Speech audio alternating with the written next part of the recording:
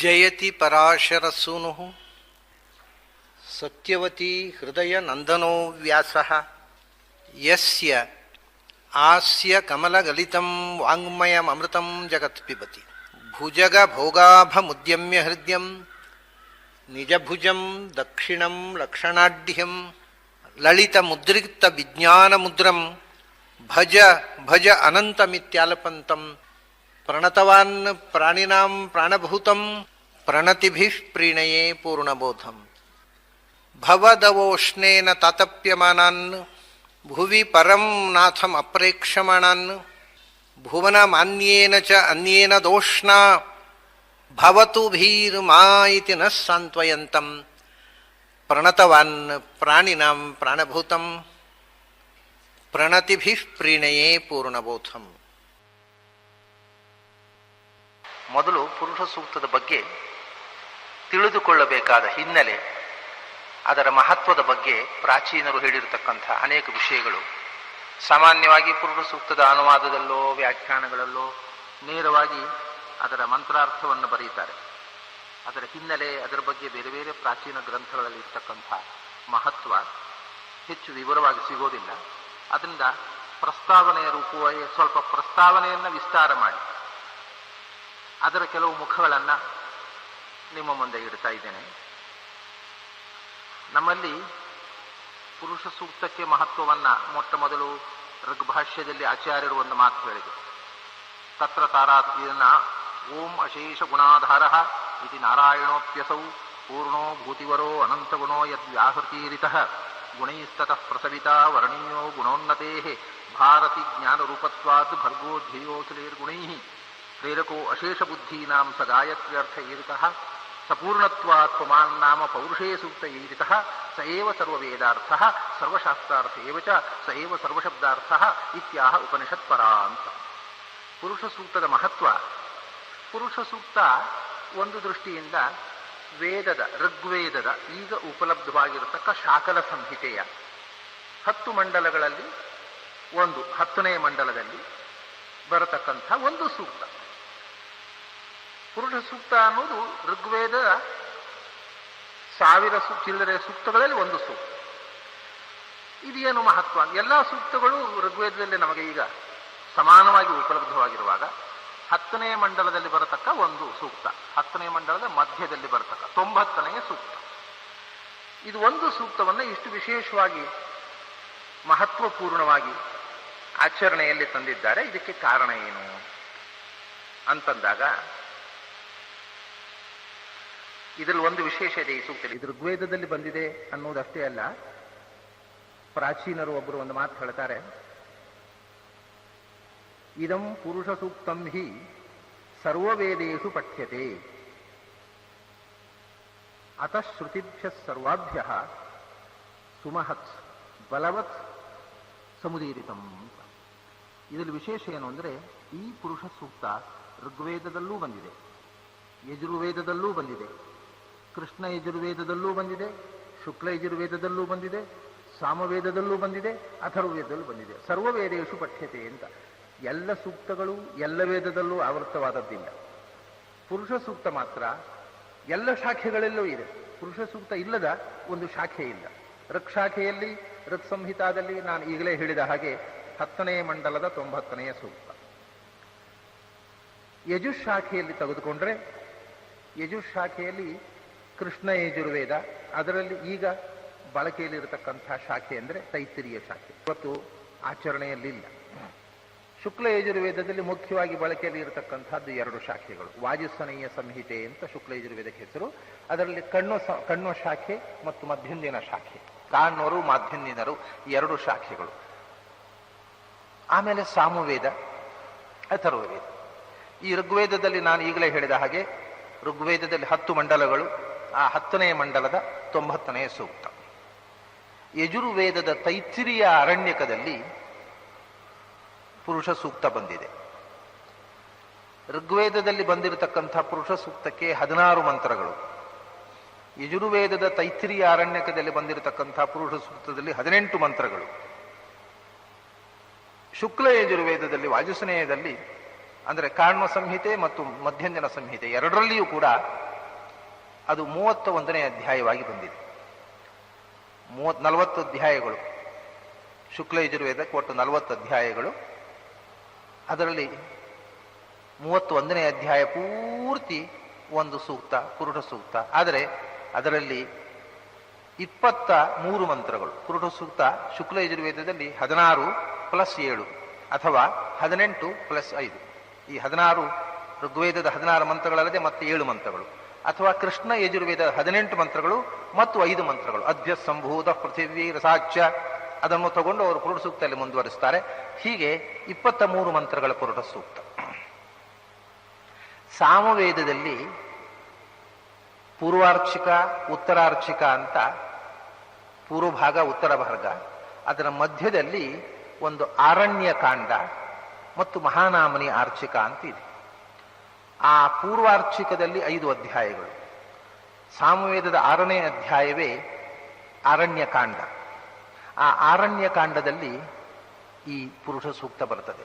ಆದರೆ ಎಲ್ಲಕ್ಕಿಂತ ಚಿಕ್ಕ ಪುರುಷ ಸೂಕ್ತ ಸಾಮವೇದದ ಪುರುಷ ಸೂಕ್ತ. ಸಾಮವೇದದ ಸೂಕ್ತದಲ್ಲಿ ಪುರುಷ ಸೂಕ್ತದ ಮೊದಲನೆಯ 5 ಮಂತ್ರಗಳು ಮಾತ್ರ, ಮೊದಲನೆಯ ವರ್ಗ ಅಷ್ಟು ಮಾತ್ರ ಉಪಲಬ್ಧವಿದೆ.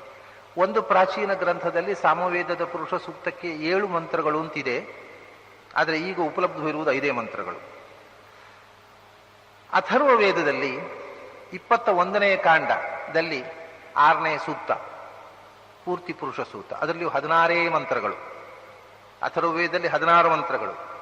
ಸಾಮವೇದದಲ್ಲಿ ಮೊದಲನೆಯ ವರ್ಗದ 5 ಮಂತ್ರಗಳು. ಶುಕ್ಲ ಯಜುರ್ವೇದದಲ್ಲಿ 23 ಮಂತ್ರಗಳು. ಕೃಷ್ಣ ಯಜುರ್ವೇದದಲ್ಲಿ 18, ಋಗ್ವೇದದಲ್ಲಿ 16.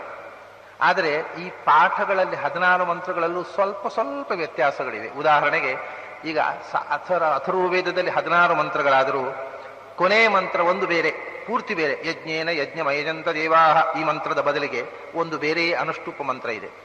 ಮತ್ತೆ ಮೊದಲನೇ ಮಂತ್ರ ಸಹಸ್ರ ಶೀರ್ಷ ಪುರುಷ ಅಂತಿದ್ರೆ ಸಹಸ್ರಬಾಹು ಪುರುಷ, ಇದು ಅಥರ್ವವೇದ ಪಾಠ. ಸಹಸ್ರಬಾಹು ಪುರುಷ ಸಹಸ್ರಾಕ್ಷ ಸಹಸ್ರಪಾತ್ ಅನ್ನುವುದು ಅಥರ್ವವೇದದ ಮಂತ್ರ. ಸಾಮವೇದದಲ್ಲಿ ಆಗುವಾಗ ಸಹಸ್ರ ಶೀರ್ಷಾ ಪುರುಷ, ಸಹಸ್ರ ಶೀರ್ಷಾ ಪುರುಷ ಇದ್ದದ್ದು ಸಹಸ್ರ ಶೀರ್ಷಾ ಪುರುಷ, ಸಹಸ್ರ ಶೀರ್ಷಾ ಪುರುಷ ಸಹಸ್ರಾಕ್ಷ ಸಹಸ್ರಪಾತ್ ಅಂತ ಸಹಸ್ರ ಶೀರ್ಷಾ ಅಂತ ಬರುತ್ತೆ. ಒಂದು ವಿಸರ್ಗ ಜಾಸ್ತಿ ಇದೆ. ಪ್ರಾಯ ಇದು ಏಕವಚನಾಂತವಾದ ಛಾಂದಸ ರೂಪ ಅಂತಲೂ ಹೇಳಬಹುದು, ಬಹುವಚನ ರೂಪ ಅಂತಲೂ ಹೇಳಬಹುದು. ಪುರುಷ ಅಂದರೆ ಅವನ ಅನಂತ ರೂಪಗಳನ್ನ, ಒಂದೊಂದು ರೂಪವೂ ಸಹಸ್ರ ಶೀರ್ಷ. ಬರೇ ಒಂದು ರೂಪ ಮಾತ್ರ ಸಹಸ್ರ ಶೀರ್ಷ ಅಲ್ಲ, ಅವನ ಸಹಸ್ರ ರೂಪಗಳು ಸಹಸ್ರ ಶೀರ್ಷ ಅಂತ, ಅನಂತ ರೂಪಗಳು ಅನಂತ ಶೀರ್ಷ ಅಂತ ತೋರಿಸುವುದಕ್ಕೋಸ್ಕರ ಬಹುವಚನವನ್ನ ಪ್ರಯೋಗಿಸಿರಬಹುದು ಸಾಮವೇದದಲ್ಲಿ. ಅದು ಮತ್ತೆ ಇನ್ನೊಂದು ಗಾನಕ್ಕೆ ಸಹಸ್ರ ಶೀರ್ಷಾ ಅಂತ ಹಾಡುವುದಕ್ಕೂ ಶೀರ್ಷ ಪುರುಷ ಇರೋದಕ್ಕಿಂತ ದೀರ್ಘವಾಗಿದ್ದರೆ ಹಾಡುವುದಕ್ಕೂ ಅನುಕೂಲ, ಅರ್ಥಕ್ಕೂ ಅನುಕೂಲ. ಹೀಗೆ ವೇದದ ಪಾಠಗಳು ಸ್ವಲ್ಪ ಸ್ವಲ್ಪ ವ್ಯತ್ಯಾಸ ಇದೆ. ಪ್ರತಿ ವೇದದಲ್ಲಿ ಬಂದ ಪುರುಷ ಸೂಕ್ತದ ಪಾಠಗಳಲ್ಲಿ ಆನುಪೂರ್ವಿಯಲ್ಲಿ ಸ್ವಲ್ಪ ವ್ಯತ್ಯಾಸ ಇದೆ. ಅದನ್ನು ಮುಂದೆ ಆಯಾ ಮಂತ್ರಗಳನ್ನ, ಋಕ್ಕುಗಳನ್ನ ಹೇಳುವಾಗ ಪಾಠಾಂತರಗಳನ್ನ ನಾನು ಸೂಚಿಸ್ತೇನೆ. ಇವಾಗ ಇದು ಒಂದು ವಿಶೇಷ, ಎಲ್ಲ ವೇದಗಳಲ್ಲೂ ಪಠಿತವಾಗಿರತಕ್ಕ ಮಂತ್ರ. ಯಾಕೆಂದ್ರೆ ಎಲ್ಲ ವೇದಗಳಿಗೂ ಮೂಲಭೂತವಾದ ಸೂಕ್ತ. ಈ ಸೂಕ್ತದ ವಿಸ್ತಾರವೇ ಸಮಸ್ತ ವೇದಗಳಾದ್ದರಿಂದ ಇದು ಮೂಲಭೂತವಾದ ಸೂಕ್ತ ಅಂತ ಅಂದುಕೊಂಡು ಎಲ್ಲ ವೇದಗಳಲ್ಲೂ ಇದನ್ನು ಅನುವರ್ತ ಮಾಡಿದ್ದಾರೆ. ಎರಡನೆಯದ್ದು ಏನು ಅಂದ್ರೆ, ಪ್ರಾಚೀನರು ಇನ್ನೊಂದು ಮಾತು ಹೇಳ್ತಾರೆ, ಶ್ರುತಿಷು ಪ್ರಬಲಾಹ ಮಂತ್ರಾಹ ತತ್ರಾಪಿ ಅಧ್ಯಾತ್ಮವಾದಿನಃ ತತ್ರಾಪಿ ಪೌರುಷಂ ಸೂಕ್ತಂ ನ ತಸ್ಮಾದ್ ವಿದ್ಯತೆ ಪರಂ. ಶ್ರುತಿಷು ಪ್ರಬಲಾಹ ಮಂತ್ರಾಹ, ಮಂತ್ರ ಬ್ರಾಹ್ಮಣಾತ್ಮಕೋ ವೇದ ಅಂತ. ವೇದ ಅಂದ್ರೆ ಮಂತ್ರ ಮತ್ತು ಬ್ರಾಹ್ಮಣ, ಸಂಹಿತಾ ಭಾಗ ಮತ್ತು ಅದನ್ನು ವಿವರಣೆ ಮಾಡತಕ್ಕಂಥ ಬ್ರಾಹ್ಮಣಾರಣ್ಯಕ ಭಾಗ. ಇದು ಒಟ್ಟಿಗೆ ಇದಕ್ಕೆ ವೇದ ಅಂತ ಸಂಜ್ಞೆ. ಅದರಲ್ಲಿ ಮಂತ್ರರೂಪವಾಗಿರತಕ್ಕಂಥ ವೇದ ಭಾಗ ಶ್ರೇಷ್ಠ ಅಂತ. ಶ್ರುತಿಷು ಪ್ರಬಲಾಹ ಮಂತ್ರಾಹ, ಮಂತ್ರಗಳಲ್ಲಿಯೂ ತತ್ರಾಪಿ ಅಧ್ಯಾತ್ಮವಾದಿನಃ, ಮಂತ್ರಗಳಲ್ಲಿ ಅಧ್ಯಾತ್ಮವನ್ನ ಅಂದ್ರೆ ಭಗವಂತನನ್ನ ಪ್ರತಿಪಾದಿಸುವ ಮಂತ್ರಗಳು ವಿಶೇಷ ಅಂತ. ಹಾಗಾದ್ರೆ ವೇದದಲ್ಲಿ ಭಗವಂತನನ್ನು ಪ್ರತಿಪಾದಿಸುವ ಮಂತ್ರಗಳು, ಭಗವಂತನನ್ನು ಪ್ರತಿಪಾದಿಸದ ಮಂತ್ರಗಳು ಅಂತ ಉಂಟೇನು? ಹಾಗಲ್ಲ. ಅಧ್ಯಾತ್ಮವಾದಿನಃ ಅಂದ್ರೆ ಮುಖತಃ ಅಧ್ಯಾತ್ಮವಾದಿನಃ ಅಂತ. ನೇರವಾಗಿ ಕೆಲವು ಮಂತ್ರಗಳನ್ನ ಮೇಲುನೋಟಕ್ಕೆ ನೋಡಿದರೆ ಇನ್ಯಾವುದೋ ವಿಷಯವನ್ನು ಹೇಳಿದ ಹಾಗೆ ಕಾಣುತ್ತೆ. ಪಶುಭಿಹಿ ಯಶಸ ಬ್ರಹ್ಮವರ್ಚಸೇನ ಅನ್ನಾದ್ಯೇನ ಸುವರ್ಗೇಣ ಲೋಕೇನ ಇದು ನೋಡುವಾಗ ಲೌಕಿಕವನ್ನು ಪ್ರತಿಪಾದಿಸುವ ಹಾಗೆ ಕಾಣುತ್ತೆ. ಪಶುಭಿ, ಇದನ್ನು ಯಾರು ಅಧ್ಯಯನ ಮಾಡ್ತಾರೆ ಅವರ ಹಟ್ಟಿ ತುಂಬಾ ದನಗಳಿರ್ತಾವೆ. ಪಶುಭಿ ಅನ್ನಾದ್ಯೇನ, ಹೊಟ್ಟೆ ತುಂಬ ಅನ್ನ, ಹಟ್ಟಿ ತುಂಬ ಹಸು. ಯಶಸ್ಸ, ಇದು ಹೀಗೆ ಕಾಣುತ್ತೆ. ಸುವರ್ಗೇಣ ಲೋಕೇನ, ಪಶು ಯಶಸ್ಸು, ಲೌಕಿಕವಾದ ಕೀರ್ತಿ. ಇದು ಲೌಕಿಕ ಮುಖವನ್ನ, ಇದರಲ್ಲಿ ಭಗವಂತನ ವಿಷಯವನ್ನು ಹೇಳುವ ಬದಲು ಯಾವುದೋ ಲೌಕಿಕ ಪ್ರಯೋಜನ ಹೇಳಿದ ಹಾಗೆ ಕಾಣುತ್ತೆ. ಆದರೆ ನಿಜವಾದ ಅರ್ಥ ಏನು ಇದರದ್ದು? ಹಟ್ಟಿ ತುಂಬ ಹಸುಗಳು ಬೇಕು ಅನ್ನುವುದಕ್ಕೋಸ್ಕರ, ಪ್ರಜೆಯಾ ಪಶುಭಿ, ಮನೆ ತುಂಬ ಮಕ್ಕಳಾಗಬೇಕು ಅನ್ನೋದಕ್ಕೋಸ್ಕರ, ಹೊಟ್ಟೆ ತುಂಬ ಅನ್ನ ಸಿಗಬೇಕು ಅನ್ನೋದಕ್ಕೋಸ್ಕರ ವೇದ ಓದೋದೇನು? ಇಷ್ಟೇ ಆದರೆ ವೇದ ಓದಿದ್ರು ನಡೆಯುತ್ತೆ. ಪ್ರಾಯ ವೇದ ಓದದೆ ಇದಕ್ಕಿಂತ ಹೆಚ್ಚು ಹೊಟ್ಟೆ ತುಂಬ ಅನ್ನ ತಿನ್ನಬಹುದು, ಇದಕ್ಕಿಂತ ಹೆಚ್ಚು ಮಕ್ಕಳಾಗಬೇಕಾಗಿದ್ದರೆ ವೇದ ಓದಬೇಕಾಗಿಲ್ಲ, ವೇದ ಓದದೇ ಇದ್ದವರಿಗೆ ಹೆಚ್ಚು ಮಕ್ಕಳಾಗಬಹುದು. ಇಷ್ಟೇ ವೇದದ ಪ್ರಯೋಜನ ಅಂತ ಶಾಸ್ತ್ರಕಾರರು ಹೇಳಿದ್ದಲ್ಲ. ಇದು ಸ್ಥೂಲವಾದ ದೃಷ್ಟಿ, ಅಂದ್ರೆ ಮೇಲು ನೋಟಕ್ಕೆ ಲೌಕಿಕವಾದ ಅರ್ಥವನ್ನು ಹೇಳುತ್ತೆ. ಪಶು, ಪ್ರಜಾ, ಅನ್ನ, ಇದು ಸಾಮಾನ್ಯ ಜನರಿಗೆ ಕಾಣುವ ಅರ್ಥ ಏನು? ಹಟ್ಟಿ ತುಂಬಾ ದನಗಳು. ಇವಾಗ ಹಟ್ಟಿ ಇಲ್ಲದೆ ಹಸು ಕಟ್ಟುವುದಿಲ್ಲ, ನಮಗೆ ಬೇಡ, ಹಾಗಾದ್ರೆ ವೇದ ಬೇಡ, ಯಾಕಂದ್ರೆ ಹಟ್ಟಿ ಇಲ್ಲ ಅದನ್ನ ಹಸುನು ಬೇಡ ಅಂತ ಹೇಳುವ ಪ್ರಸಂಗ ಬರ್ಬೋದು. ಇದಲ್ಲ ವೇದದ ಅರ್ಥ. ವೇದದ ಅರ್ಥ ಅಲ್ಲಿ ಪಶು ಅಂದ್ರೆ ಏನು? ಯಜಮಾನಸ್ಯ ಪಶೂನ್ ಪಾಹಿ ಅನ್ನ. ಯಜುರ್ವೇದದಲ್ಲಿ ಯಶಯತ್ತೋರ್ ಜೇತ್ವಾ ವಾಯವಸ್ಥೋ ವಾಯವಸ್ಥ ದೇವೋ ವಸ್ತುವಿದಾ ಪ್ರಾರ್ಪಯಿತು ಶ್ರೀ. ಇಲ್ಲಿ ಕೊನೆಗೆ ಯಜಮಾನಸ್ಯ ಪಶೂನ್ ಪಾಹಿ, ಯಜಮಾನನ ಹಸುಗಳನ್ನು ರಕ್ಷಿಸು. ಹಸು ಅನ್ನುವುದು ಪಶು ಅನ್ನುವುದರ ಕನ್ನಡ ತದ್ಭವ ಶಬ್ದ. ಯಜಮಾನನ ಹಸುಗಳನ್ನು ರಕ್ಷಿಸು ಅಂತ ವೇದ ಹೇಳುತ್ತೇನು? ಅಲ್ಲೇ ಅಲ್ಲ. ಪಶು ಅಂದ್ರೆ ಪಾಂತಿ ಶಂ ಸಾಧನಾಶ್ಚೇತಿ ವೇದಾಹ ಪಶವ ಈರಿದಾಹ. ಯಜಮಾನನ ಪಶುಗಳನ್ನು ರಕ್ಷಿಸು ಅಂತ ವೇದ ಪ್ರಾರ್ಥನೆ ಮಾಡಿದ್ರೆ ಯಜಮಾನನಲ್ಲಿ ಇರತಕ್ಕ ವೇದವಿದ್ಯೆಯನ್ನು ರಕ್ಷಿಸು. ನಮ್ಮಲ್ಲಿ ಇರತಕ್ಕಂಥ ವೇದವಿದ್ಯೆ ನಾಶವಾಗದೆ ಉಳಿಯಬೇಕು. ಅದನ್ನ ಪಶುಭಿಹಿ ಅಂದ್ರೆ ವೇದವಿದ್ಯೆ ಅಂತಲೇ ಅರ್ಥ. ಅವನಿಗೆ ಪಶುಗಳು ಸಿಗ್ತಾವೆ ಅಂತಂದ್ರೆ ಹಟ್ಟಿಯಲ್ಲಿ ದನಗಳು ಸಿಗ್ತಾವೆ ಅಂತಲ್ಲ. ಪಶುಗಳು ಅಂದ್ರೆ ವೇದಗಳು. ನೋಡಿ, ಗೌಹು ಅಂದ್ರೆ ಹಸು, ಆದ್ರೆ ಗೌರ್ವಾಗ್ ವಾಣಿ ಸರಸ್ವತಿ. ಸಂಸ್ಕೃತದಲ್ಲಿ ಗೌಹು ಅಂದ್ರೆ ಹಸು ಅನ್ನೋದು ಅಮುಖ್ಯವಾದ ಅರ್ಥ, ವಾಗ್ದೇವತೆ ಅಂತ ಅರ್ಥ. ಹಾಗೆ ಪಶು ಅಂದ್ರೆ ಹಸುಗಳು ಅಲ್ಲ, ವಾಗ್ದೇವತೆ ಅಂತ ಅರ್ಥ, ವೇದವಿದ್ಯೆ ಅಂತ ಅರ್ಥ. ಯಾಕೆ ಪಶು ಅಂದ್ರೆ ಏನು ಅರ್ಥ? ಈ ಶಬ್ದದ ಅರ್ಥ ಏನು? ಪಶಬಂಧನೆ ಅಂತ ಒಂದು ಧಾತು ಇದೆ, ಅದನ್ನ ಇಟ್ಟುಕೊಂಡು ಪಶುಗಳು ಅಂದ್ರೆ ನಾವು ಹಟ್ಟಿಯಲ್ಲಿ ಕಟ್ಟು ಹಾಕುವಂಥವುಗಳು ಅಂತ ಅರ್ಥ ಮಾಡ್ತಾರೆ. ಅದಲ್ಲ. ಪಾ ಮತ್ತು ಶು ಎರಡು ಶಬ್ದಗಳು ಸೇರಿ ಪಶುವಾಯಿತು. ಪಾ ಅಂದ್ರೆ ಏನು? ಪಾಂತೀತಿ ಪಾಹ, ನಮ್ಮನ್ನು ರಕ್ಷಿಸುವವುಗಳು. ಯಾವುದರಿಂದ? ಶು ಅಂದ್ರೆ ಶಂ ಸಾಧನಾಹ, ಸುಖವನ್ನು ಸ್ವರೂಪಾನಂದವನ್ನು ಕೊಟ್ಟು ನಮ್ಮನ್ನು ರಕ್ಷಣೆ ಮಾಡತಕ್ಕಂಥವುಗಳು. ನಮಗೆ ಸ್ವರೂಪಾನಂದ ಅನುಭವ ಬರುವುದು ಯಾವಾಗ? ಭಗವತ್ ಸಾಕ್ಷಾತ್ಕಾರದಿಂದ. ಭಗವತ್ ಸಾಕ್ಷಾತ್ಕಾರ ಅನ್ನೋದು ವೇದಾನುಸಾರಿಯಾದಂಥ ಉಪಾಸನೆಯಿಂದ. ಆದ್ರಿಂದ ಭಗವಂತನ ದರ್ಶನ ಕೊಟ್ಟು ನಮ್ಮ ಸ್ವರೂಪದ ಅರಿವು ಕೊಟ್ಟು ಸ್ವರೂಪಾನಂದವನ್ನು ತರಿಸಿಕೊಟ್ಟು ನಮ್ಮನ್ನು ಸದಾ ರಕ್ಷಣೆ ಮಾಡತಕ್ಕಂಥ ವಿದ್ಯೆ ಅಂತ ಅರ್ಥ ಪಶು ಅಂತಂದ್ರೆ. ಹಾಗಾಗಿ ಪಶುಗಳು ಅಂದ್ರೆ ಹಾಗೆ. ಪ್ರಜಾ ಅಂತಂದ್ರೆ ಆ ವೇದದಿಂದ ಬಂದಿರತಕ್ಕಂಥ ಪ್ರಜ್ಞೆ. ಪ್ರಜಾ ಅಂದ್ರೆ ಮಕ್ಕಳಲ್ಲ, ಪ್ರಜ್ಞೆ. ಯಾರಿಂದ ಮನುಷ್ಯ ಪ್ರಕೃಷ್ಟನಾಗುತ್ತಾನೋ, ಪ್ರಕೃಷ್ಟೋ ಜಾಯತೆ ಯಯ ಸಾ ಪ್ರಜ್ಞಾ ಪ್ರಜಾ. ಪ್ರಜೆಗಳು ಅಂದ್ರೆ ಮಕ್ಕಳಲ್ಲ. ಯಾಕೆ ಗೊತ್ತೋ? ಈ ಮಂತ್ರ ಸನ್ಯಾಸಿಗಳಿಗೂ ಅನ್ವಯವಾಗುವಂಥದ್ದಲ್ವ. ವೇದ ಮಂತ್ರ ಗೃಹಸ್ಥರಿಗೆ ಮಾತ್ರ ಸಂಬಂಧಪಟ್ಟದ್ದಲ್ಲ. ಬ್ರಹ್ಮಚಾರಿಗಳಿಗೆ, ಗೃಹಸ್ಥರಿಗೆ, ವಾನಪ್ರಸ್ಥರಿಗೆ, ಯತಿಗಳಿಗೆ ಎಲ್ಲರಿಗೂ ಅರ್ಥ ಆಗಬೇಕು. ಅವರ ಪ್ರಜೆಗಳು ಅಂತಂದ್ರೆ ಶಿಷ್ಯವೃಂದ ಒಂದು.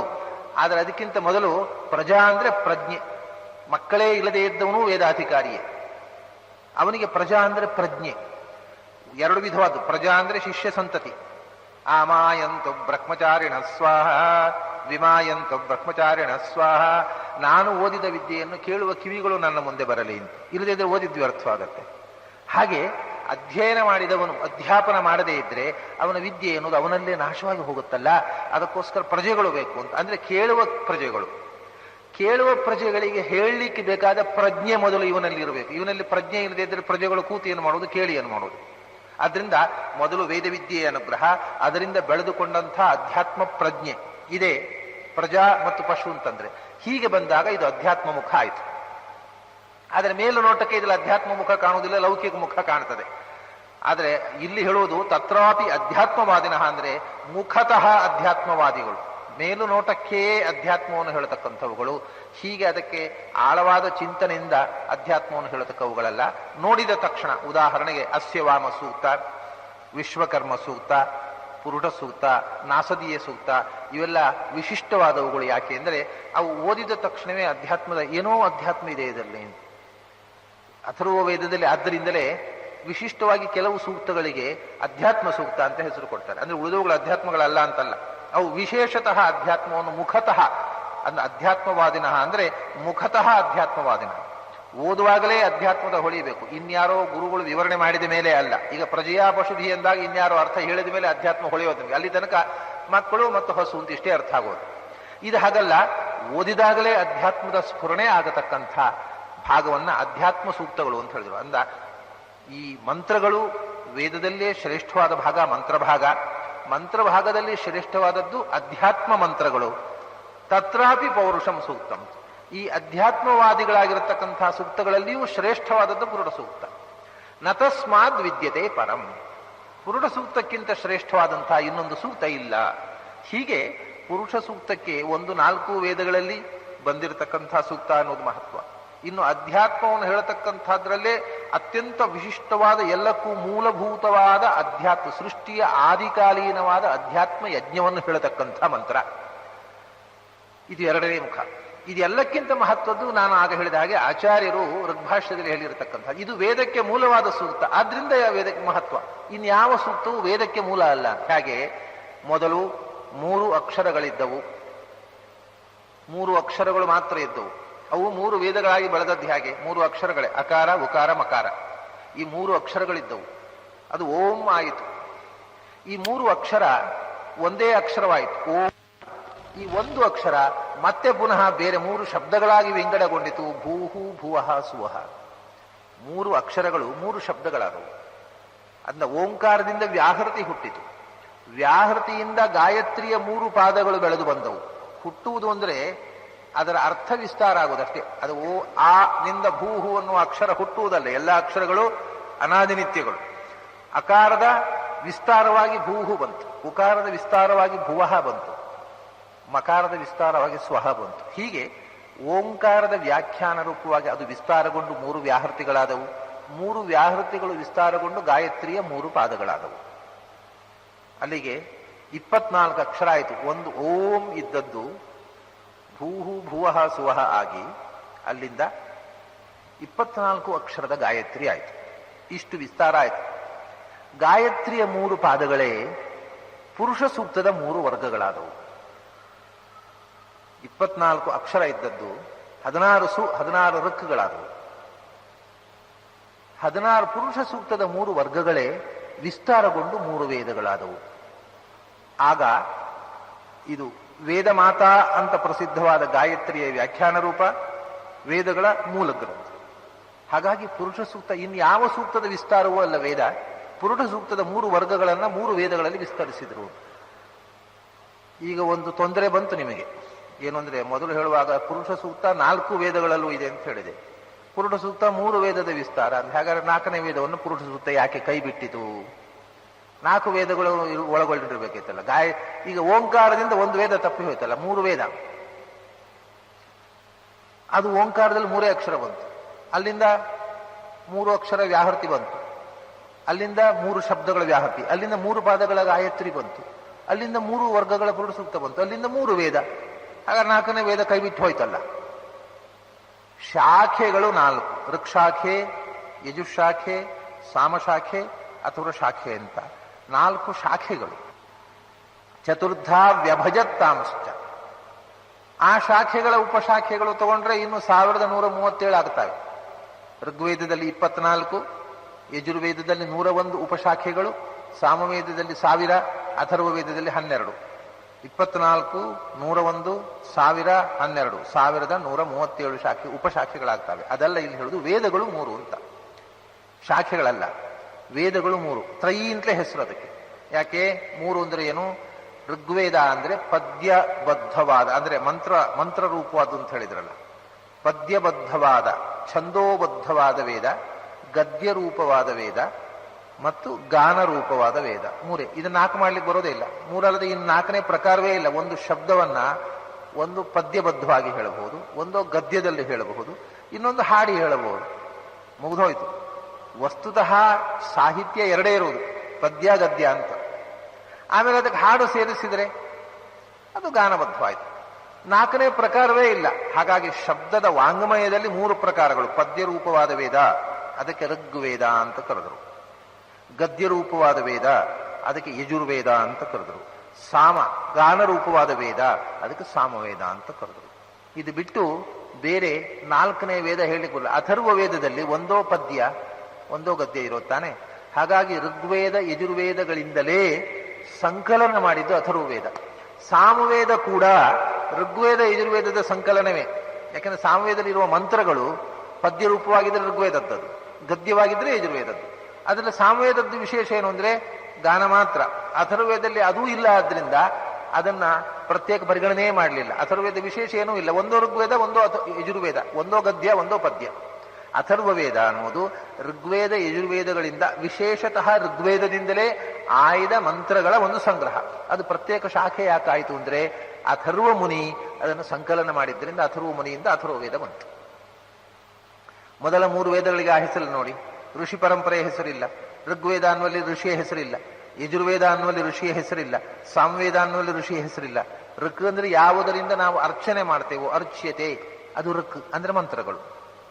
ಯಾವ ವಾಕ್ಯಗಳ ಆಧಾರದಿಂದ ನಾವು ಯಜ್ಞಯಾಗಗಳನ್ನು ಮಾಡ್ತೀವೋ ಅದರ ವಿವರಣೆ ಕೊಡ್ತಕ್ಕಂಥ ಗದ್ಯ ಯಜುಸ್. ಸಾಮ ಅಂದ್ರೆ ಗಾನದಿಂದ ಆ ಶಬ್ದ ಸಂವಾದ ಲಯ ಕೊಟ್ಟಿರತಕ್ಕಂಥದ್ದು ಸಾಮ. ಆಮೇಲೆ ಅಥರ್ವವೇದ ಅಂದ್ರೆ ಅಥರ್ವ ಮುನಿಯಿಂದ ಬಂದ ವೇದ.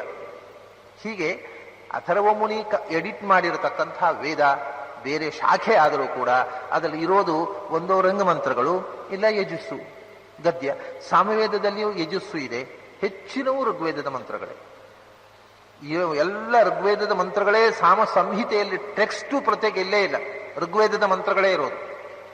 ಎಲ್ಲೋ ಯಜುರ್ವೇದದ್ದು ಒಂದು 7-8 ವಾಕ್ಯಗಳಿವೆ. 9 ವಾಕ್ಯಗಳು ಸಿಗ್ತವೆ. ನವ ಪುರೀಶ ಪದಾನಿ, ಮಹಾನಾಮನಿಯ ಅರ್ಥಕದಲ್ಲಿ 9 ವಾಕ್ಯಗಳಿವೆ.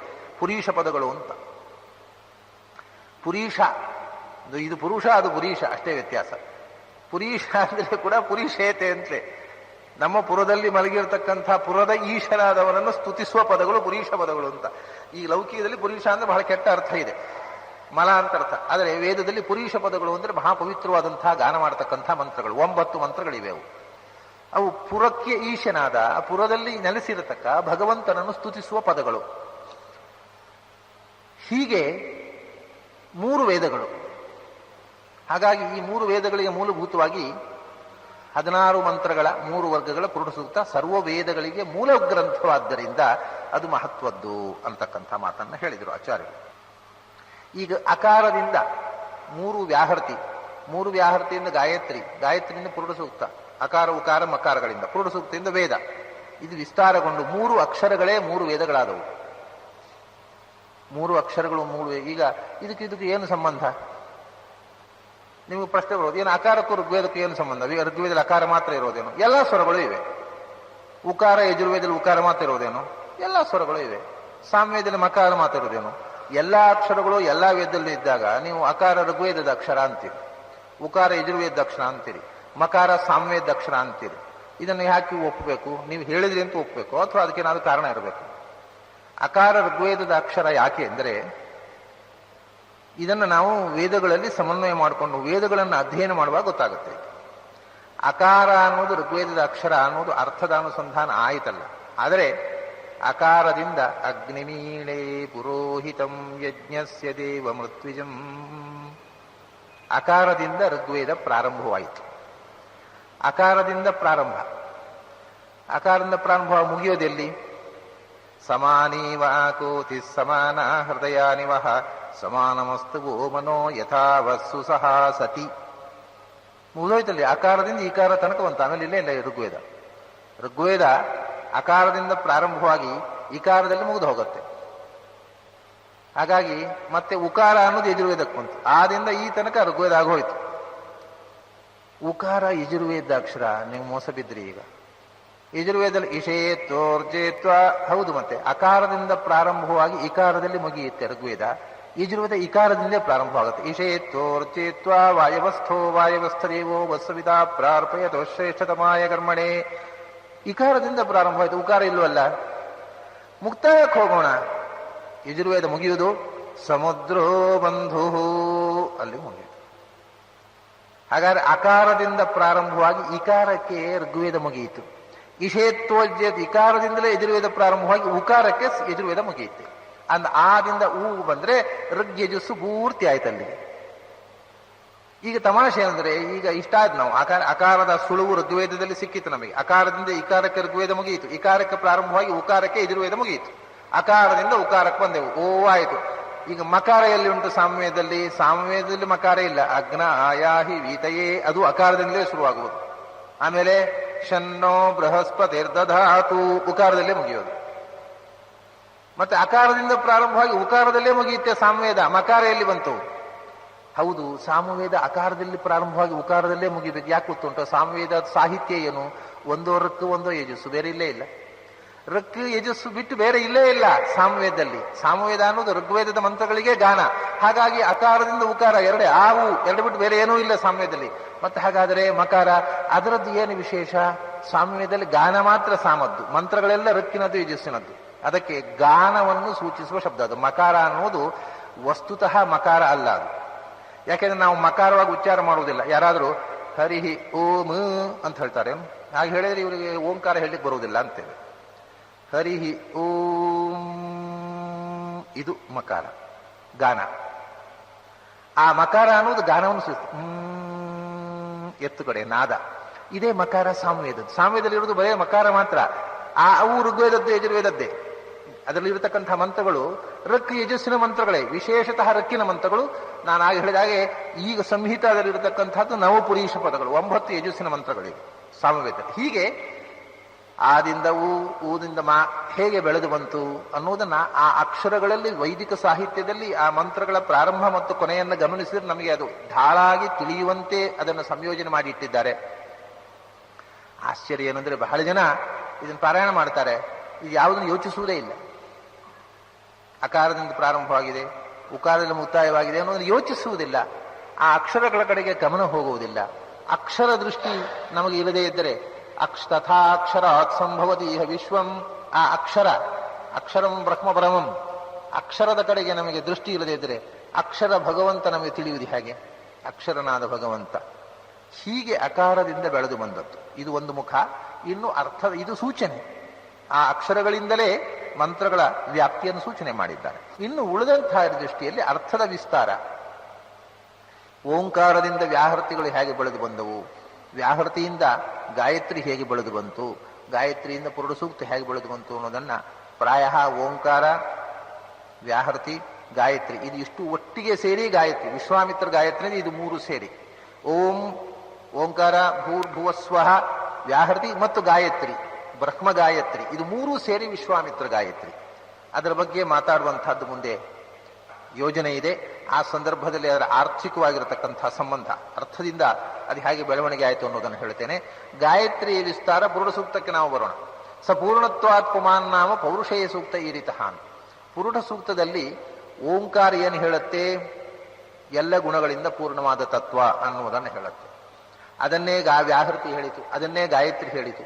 ಪುರುಷ ಶಬ್ದವು ಅದನ್ನೇ ಹೇಳಿತು. ಪುರುಷ ಅಂದ್ರೆ ಏನು ಅಂದ್ರೆ ಪೂರ್ಣಯೋ, ಯಾವುದು ಪೂರ್ಣವೋ ಅದೇ ಪ್ರಣಾತಿ, ಪಿಪರ್ತಿ, ಪೂರಯತಿ, ಪೂರ್ಯತೆ ಈ ಬೇರೆ ಬೇರೆ ರೂಪಗಳಿಂದ ಅದರ ಪುರುಷ ಶಬ್ದ ನಿರ್ವಚನವನ್ನು ಸಾಧ್ಯ ಆದ್ರೆ ಇನ್ನೊಂದು ದಿವಸ ಹೇಳೋಣ. ಪೂರ್ಣ ಅನ್ನುವ ಅರ್ಥ. ಪುರುಷ ಅಂದ್ರೆ ತುಂಬಿದ್ದು, ಪರಿಪೂರ್ಣವಾದದ್ದು ಯಾವುದೋ ಅದು ಪುರುಷ. ಹಾಗಾಗಿ ಪುರುಷ ಸೂಕ್ತ ಅಂದ್ರೆ ಬ್ರಹ್ಮ ಅಂದ್ರೆ ಏನು? ಬೃಹಿವೃದ್ಧವು, ಪರಿಪೂರ್ಣವಾದದ್ದು. ನಾರಾಯಣ ಅಂದ್ರೆ ಏನು?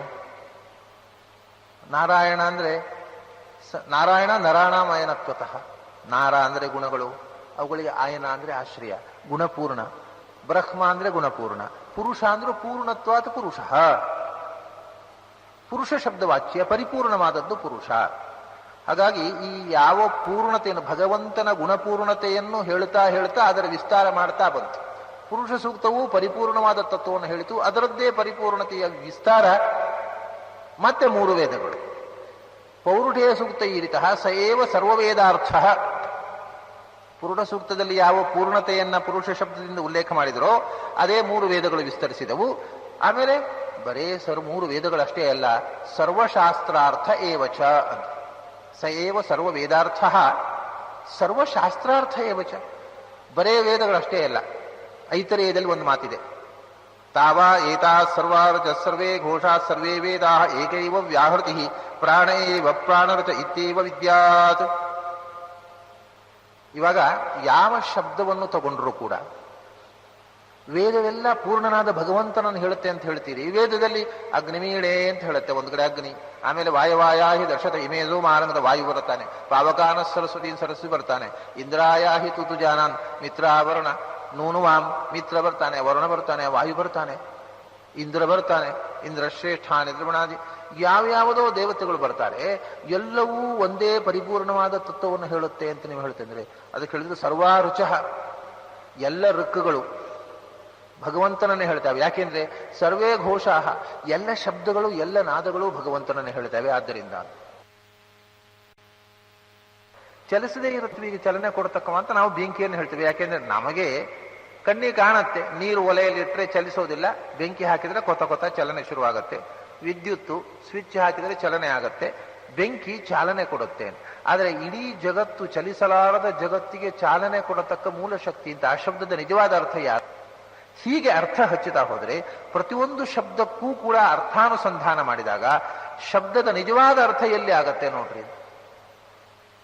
ಅಕ್ಷರ ಸಾಮ್ಯಾನ್ ನಿರ್ಬ್ರೂಯಾತ್, ವರ್ಣ ಸಾಮ್ಯಾನ್ ನಿರ್ಬ್ರೂಯಾತ್, ನಚೈವ ನ ನಿರ್ಬ್ರೂಯಾತ್. ನಿರ್ವಚನ ಮಾಡದೆ ರೂಢವಾದ ಅರ್ಥವನ್ನು ವೇದದಲ್ಲಿ ಮಾಡಲೇಬೇಡ್ರಿ. ವೇದದಲ್ಲಿ ರೂಢವಾದ ಅಗ್ನಿ ಅಂದ್ರೆ ಬೆಂಕಿ, ಅಲ್ಲೇ ಅಲ್ಲ. ವಾಯು ಅಂದ್ರೆ ಗಾಳಿ, ಅಲ್ಲೇ ಅಲ್ಲ. ಆ ಶಬ್ದದ ಮುಖ್ಯಾರ್ಥ ಏನು? ಶಬ್ದ ಯಾವ ಅರ್ಥವನ್ನು ಹೇಳುತ್ತೆ? ಆ ಅರ್ಥ ಎಲ್ಲಿ ಮುಖ್ಯ? ಹೀಗೆ ತಗೊಂಡ್ರೆ ಎಲ್ಲ ನಾಮಗಳು ಇದನ್ನೇ ಹೇಳಿದ್ರು. ಸರ್ವೇ ವೇದಾಹ ಸರ್ವೇ ಘೋಷಾಹ ಸರ್ವಾಹ ರಚಃ ಏಕೈವ ವ್ಯಾಹೃತಿ ಅಂತ ವೇದದ ಸಿದ್ಧಾಂತ ಅಂದ್ರೆ ಎಲ್ಲ ವೇದಗಳು ಅಷ್ಟೇ ಅಲ್ಲ, ಎಲ್ಲ ಭಾಷೆಯ ಎಲ್ಲ ಶಬ್ದಗಳು, ಎಲ್ಲ ಭಾಷೆಯ ಅಷ್ಟೇ ಅಲ್ಲ, ಪ್ರಪಂಚದಲ್ಲಿ ಹಕ್ಕಿ ಅಥವಾ ಗಾಳಿ, ನೀರು, ಮರ, ಯಾವ್ಯಾವುದೋ ಪ್ರಕೃತಿಯಿಂದ ಬರತಕ್ಕ ಎಲ್ಲ ನಾದಗಳು, ಬರೇ ಶಬ್ದಗಳು, ನಮ್ಮ ನಾಲಿಗೆ ನುಡಿಸುವ ಶಬ್ದಗಳು. ಸರ್ವೇ ಘೋಷಾಹ ಏಕೈವ ವ್ಯಾಹೃತಿ, ಒಂದೇ ವಸ್ತುವನ್ನು ಹೇಳ್ತಾವೆ. ಏನದು? ಪ್ರಾಣ ಏವ. ಭಗವದ್ ವಿಷಯದಲ್ಲಿಯೇ ಅವಳ ಮುಖ್ಯ ವೃತ್ತಿ ಪ್ರಾಣೇ. ಸರ್ವಚೇಷ್ಟಕನಾದ ಭಗವಂತ. ಪ್ರಾಣ ಅಂದ್ರೆ ಚೇಷ್ಟ, ಅನಚೇಷ್ಟಾಯ. ಸರ್ವಚೇಷ್ಟಕನಾದ ಭಗವಂತನಲ್ಲಿಯೇ ಎಲ್ಲ ಶಬ್ದಗಳು ಕೊನೆಗೊಳ್ಳುತ್ತವೆ ಹೊರತು ಇದು ಲೌಕಿಕವಾದ ಅರ್ಥದಲ್ಲಿ ಅಲ್ಲ. ಆದ್ರಿಂದ ಪ್ರಾಣೇರಚಃ ಇತ್ಯೇವ ವಿದ್ಯಾತ್. ಸಮಸ್ತ ಮಂತ್ರಗಳು ಸರ್ವಪ್ರೇರಕನಾಗಿರತಕ್ಕ ಭಗವಂತನನ್ನೇ ಹೇಳ್ತಾವೆ ಅಂತ ತಿಳ್ಕೋಬೇಕು. ಅವಾಗ ಎಲ್ಲವೂ ಕೂಡ ಒಬ್ಬ ಪೂರ್ಣನಾದಂತಹ ಭಗವಂತನನ್ನು ಹೇಳುತ್ತೆ ಅನ್ನುವುದೇ ಪುರುಷ ಸೂಕ್ತದ ವಿಸ್ತಾರ ರೂಪವಾಗಿರತಕ್ಕಂಥ ವೇದದಲ್ಲಿ ಮುಂದೆ ಬಂದಿರತಕ್ಕಂಥ. ಇದೇ ಈ ಮಾತನ್ನ ಪ್ರಾರಂಭದಲ್ಲಿ ಈಗ 90ನೆಯ ಸೂಕ್ತ, ದಶಮ ಮಂಡಲದ 90ನೆಯ ಸೂಕ್ತ ಪುರುಷ ಸೂಕ್ತ. ಅದರ ಮೊದಲು 81, 82 ಎರಡು ಸೂಕ್ತಗಳು ವಿಶ್ವಕರ್ಮ ಸೂಕ್ತಗಳು. ಈ ವಿಶ್ವಕರ್ಮ ಸೂಕ್ತದಲ್ಲಿ ವಿಶ್ವಕರ್ಮ ಬಗ್ಗೆ ಹೇಳುವಾಗ ಅಲ್ಲಿ ಏನು ಹೇಳ್ತಾರೆ? ಯೋ ದೇವಾನಾಂ ನಾಮಧ ಏಕ ಏವತಂ ಸಂಪ್ರಶ್ನಂ ಭುವನಾಯಂತ್ಯನ್ಯ. ಯೋ ದೇವಾನಾಂ ನಾಮಧ ಏಕ ಏವ. ಯಾವ ದೇವತೆಗಳ ಹೆಸರು ಕೂಡ ಅವರವರ ಹೆಸರು ಅಲ್ವೇ ಇಲ್ಲ, ಮತ್ತೆ ಆ ಹೆಸರನ್ನು ಅವನು ಕೊಟ್ಟವ, ಅವರಿಗೆ ಆ ಹೆಸರನ್ನು ಅವನು ಕೊಟ್ಟದ್ದು, ಹೆಸರು ಅವನದ್ದು. ಯೋ ದೇವಾನಾಂ ನಾಮಧ. ನಾಮಧ ಅಂದ್ರೆ ಧಾನ್ಯ ದಾನೇ ಧಾರಣೆ ಚ ಅಂತ. ಹೆಸರನ್ನು, ನಿಜವಾಗಿ ಹೆಸರನ್ನು ತೊಟ್ಟವ ಅವ, ಆಮೇಲೆ ಉಳಿದವರಿಗೆ ಕೊಟ್ಟವ ಅವ. ಹೆಸರಿನ ಧಾರಕ ಅವನು. ನಿಜವಾಗಿ ಎಲ್ಲ ದೇವತೆಗಳ ಹೆಸರು ಅವನದ್ದೇ ಹೆಸರು. ಆಮೇಲೆ ನಾಮಧ ಅಂದ್ರೆ ದಧಾತಿ ದದಾತಿ, ಧಾನ್ಯ ದಾನೆ.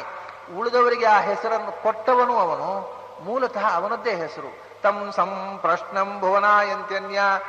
ಉಳಿದವರು ಎಲ್ಲ ಹೆಸರು ಅವನದ್ದೇ, ಆದರೆ ಯಾವ ಹೆಸರಿನಿಂದ ಕರೆದರೂ ಅವನು ಪರಿಚಯ ಆಗ್ತಾ ಇಲ್ಲ ನಮಗೆ. ಸಂಪ್ರಶ್ನಂ, ಹೀಸಿ ಕ್ವೆಶ್ಚನ್ ಮಾರ್ಕ್. ಅವನು ಭಗವಂತ ಅಂದ್ರೆ ಏನು ಅಂತ ಪ್ರಶ್ನೆಯೇ ಉಳಿದ್ಬಿಟ್ಟಿದೆ. ಎಲ್ಲಾ ಹೆಸರು, ಎಲ್ಲಾ ಶಬ್ದ, ಎಲ್ಲಾ ಮಾತು ಅವನನ್ನೇ ಹೇಳುವುದಾದರೂ ಕೂಡ ನಾವು ಆಡೋ ಮಾತೆಲ್ಲ ಅವನನ್ನೇ ಪ್ರತಿಪಾದಿಸಿದ್ರು ನಮಗೆ ಅವನ ಅರ್ಥವಾಗದೆ ಪ್ರಶ್ನೆಯಾಗಿ ಕೂತಿದ್ದಾನೆ. ಯೋ ದೇವಾನಾಂ ನಾಮಧಾ ಏಕ ಏವ ನಾಮಾನಿ ಸರ್ವಾಣಿ ತಮಾವಿಶಂತಿ ತಂ ವೈ ವಿಷ್ಣುಂ ಯಮಾವಿಶಂತಿ ತಂ ವೈ ವಿಷ್ಣುಂ ವರಮಮುದಾಹರಂತಿ. ಎಲ್ಲ ನಾಮಗಳು ಯಾರ ಹೆಸರೋ ಅಂಥ ವಿಷ್ಣುವನ್ನೇ ಸರ್ವೋತ್ತಮ ಅಂತ ಎಲ್ಲ ವೇದಗಳು ಪ್ರತಿಪಾದಿಸ್ತವೆ. ಇಲ್ಲಿ ವಿಶ್ವಕರ್ಮ ಸೂಕ್ತದಲ್ಲೂ ಇದು ವಿಷ್ಣು ಸೂಕ್ತ. ಯಾಕೆಂದ್ರೆ ವಿಶ್ವಕರ್ಮ ಮನುಸ್ಪಷ್ಟ, ವಿಷ್ಣು ಸಹಸ್ರನಾಮದಲ್ಲಿ ವಿಶ್ವಕರ್ಮ ಅನ್ನೋದು ಒಂದು ಹೆಸರು. ಅದು ಹೋಗಲಿ, ಅಲ್ಲೇ ಒಂದು ಮಾತು ಹೇಳ್ತಾರೆ. ಏನು?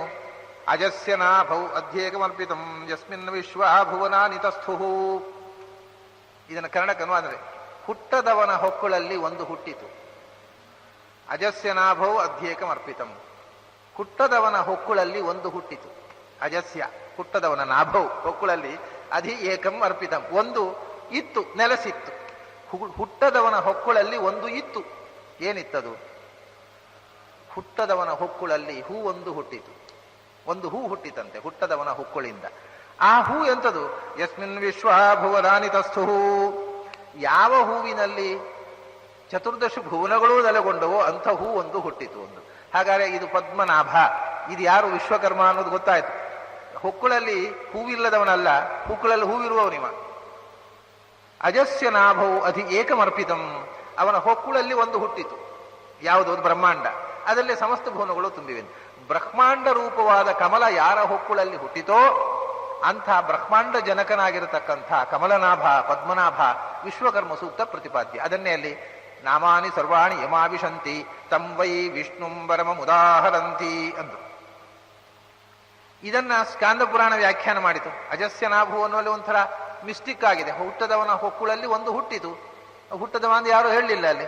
ಅಜಸ್ಯ ನಾಭಾವಿತಿಯಸ್ಯ ನಾಭೇಹೇ ಅಭೂಚ್ಛ್ರುತೆ ಪುಷ್ಕರಂ ಲೋಕಸಾರಂ ತಸ್ಮೈ ನಮೋ ವ್ಯಸ್ತ ಸಮಸ್ತ ವಿಶ್ವ ವಿಭೂತಯೇ ವಿಷ್ಣವೇ ಲೋಕಕರ್ತ್ರೇ. ಇದು ಸ್ಕಂದ ಪುರಾಣ. ಸ್ಕಾಂದ ಪುರಾಣ ಈ ಅಜಸ್ಯನಾಭು ಅನ್ನೋ ಶ್ರುತಿಯಲ್ಲಿ ಯಾರ ಹೊಕ್ಕುಳಲ್ಲಿ ಇಡೀ ಬ್ರಹ್ಮಾಂಡ ರೂಪವಾಗಿರತಕ್ಕಂಥ ಕಮಲ ಹುಟ್ಟಿತು ಅಂತ ಹೊಗಳಿದೆಯೋ ಅಂಥ ವಿಷ್ಣುವಿಗೆ ನಮಸ್ಕಾರ ಅಂತ. ಇದು ಇತಿಹಾಸ ಪುರಾಣಾಭ್ಯಾಂ ವೇದಂ ಸಮುಪಬ್ರಹ್ಮಯೇ. ವೇದ ಪುರಾಣಗಳನ್ನು ಸಮನ್ವಯ ಮಾಡಿದಾಗ ಆ ಮಂತ್ರ ಏನನ್ನು ಹೇಳುತ್ತೆ ಅನ್ನೋದನ್ನು ಇತಿಹಾಸದಲ್ಲಿ ಪುರಾಣಕಾರರು ಸ್ಕಂದ ಪುರಾಣದಲ್ಲಿ ಹೇಳಿದರು. ಹೀಗೆ ಸರ್ವನಾಮಗಳ ವಾಚ್ಯವಾಗಿರತಕ್ಕಂಥ ಭಗವಂತನನ್ನ ಬೇರೆ ಬೇರೆ ನಾಮಗಳಿಂದ ವಾಚ್ಯವಾದ ಗುಣವಿಶೇಷಗಳಿಂದ ಸ್ತೋತ್ರ ಮಾಡ್ತಾ ವೇದ ಬೆಳೆಯಿತು. ಅದರ ವಿಶಿಷ್ಟವಾಗಿರತಕ್ಕಂತಹ ಪುರುಷ ಶಬ್ದದಿಂದ ಈ ಪುರುಷ ಸೂಕ್ತ ಪ್ರಾರಂಭವಾಗಿದೆ. ಈ ಪುರುಷ ಶಬ್ದದ ಬಗ್ಗೆ ಒಂದು ಸ್ವಲ್ಪ ಹೇಳಬೇಕು. ಇಲ್ಲಿ ಅಲ್ರಿ, ಇದು ಪುರುಷ ಅಂತಿದೆ. ಪುರುಷ ಅಂದ್ರೆ ಗಂಡಸು ಯಾರೂ ಆಗಬಹುದು. ಒಂದು ವಿಷಯ ಮೂಲಭೂತವಾದ ವಿಷಯ ಏನಂದ್ರೆ ಪುರುಷ ಅಂದ್ರೆ ಗಂಡಸು ಅಲ್ಲ. ಪುರುಷ ಅಂದ್ರೆ ಪುರುಷರು ಮತ್ತು ಹೆಂಗಸರು ಅಂತ ಹೇಳೋದು ತಪ್ಪು. ಯಾಕೆಂದ್ರೆ ಪುರುಷರು ಅಂದ್ರೆ ಗಂಡಸರಲ್ಲ. ಪುರುಷರು ಅಂದ್ರೆ ಪುರದಲ್ಲಿ ಇರುವವರು, ಪುರುಷೇತೆ ಅಂದ್ರೆ ದೇಹದಲ್ಲಿ ಇರತಕ್ಕವರು.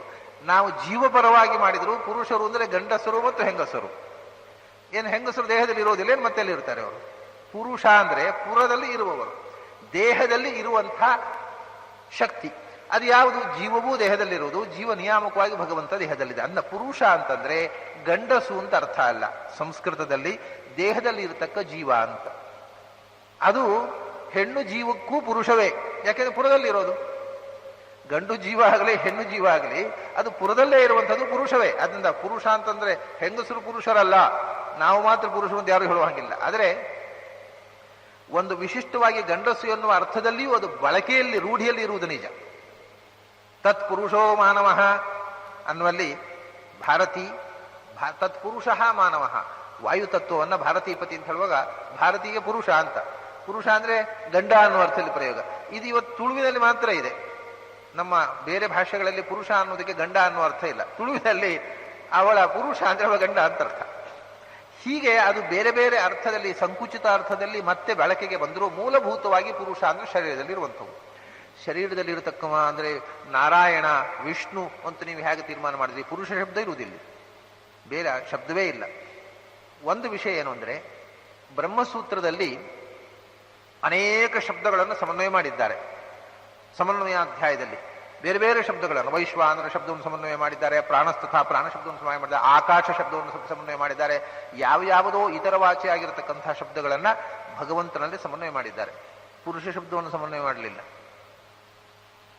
ಆನಂದಮಯ ಶಬ್ದ ನಾನಾ ಶಬ್ದಗಳು ಬಂದರೂ ಪುರುಷ ಶಬ್ದವನ್ನ ಸಮನ್ವಯ ಮಾಡಲಿಲ್ಲ. ಯಾಕೆ ಗೊತ್ತೋ? ಪುರುಷ ಶಬ್ದಕ್ಕೆ ಅರ್ಥ ಏನು ಅನ್ನೋದಕ್ಕೆ ಸಂಶಯವೇ ಇರಲಿಲ್ಲ ಒಂದು ಕಾಲದಲ್ಲಿ. ಪುರುಷ ಶಬ್ದ ವಿಷ್ಣುಪರ ಅನ್ನುವ ವಿಷಯದಲ್ಲಿ ವಿವಾದವೇ ಇರಲಿಲ್ಲ.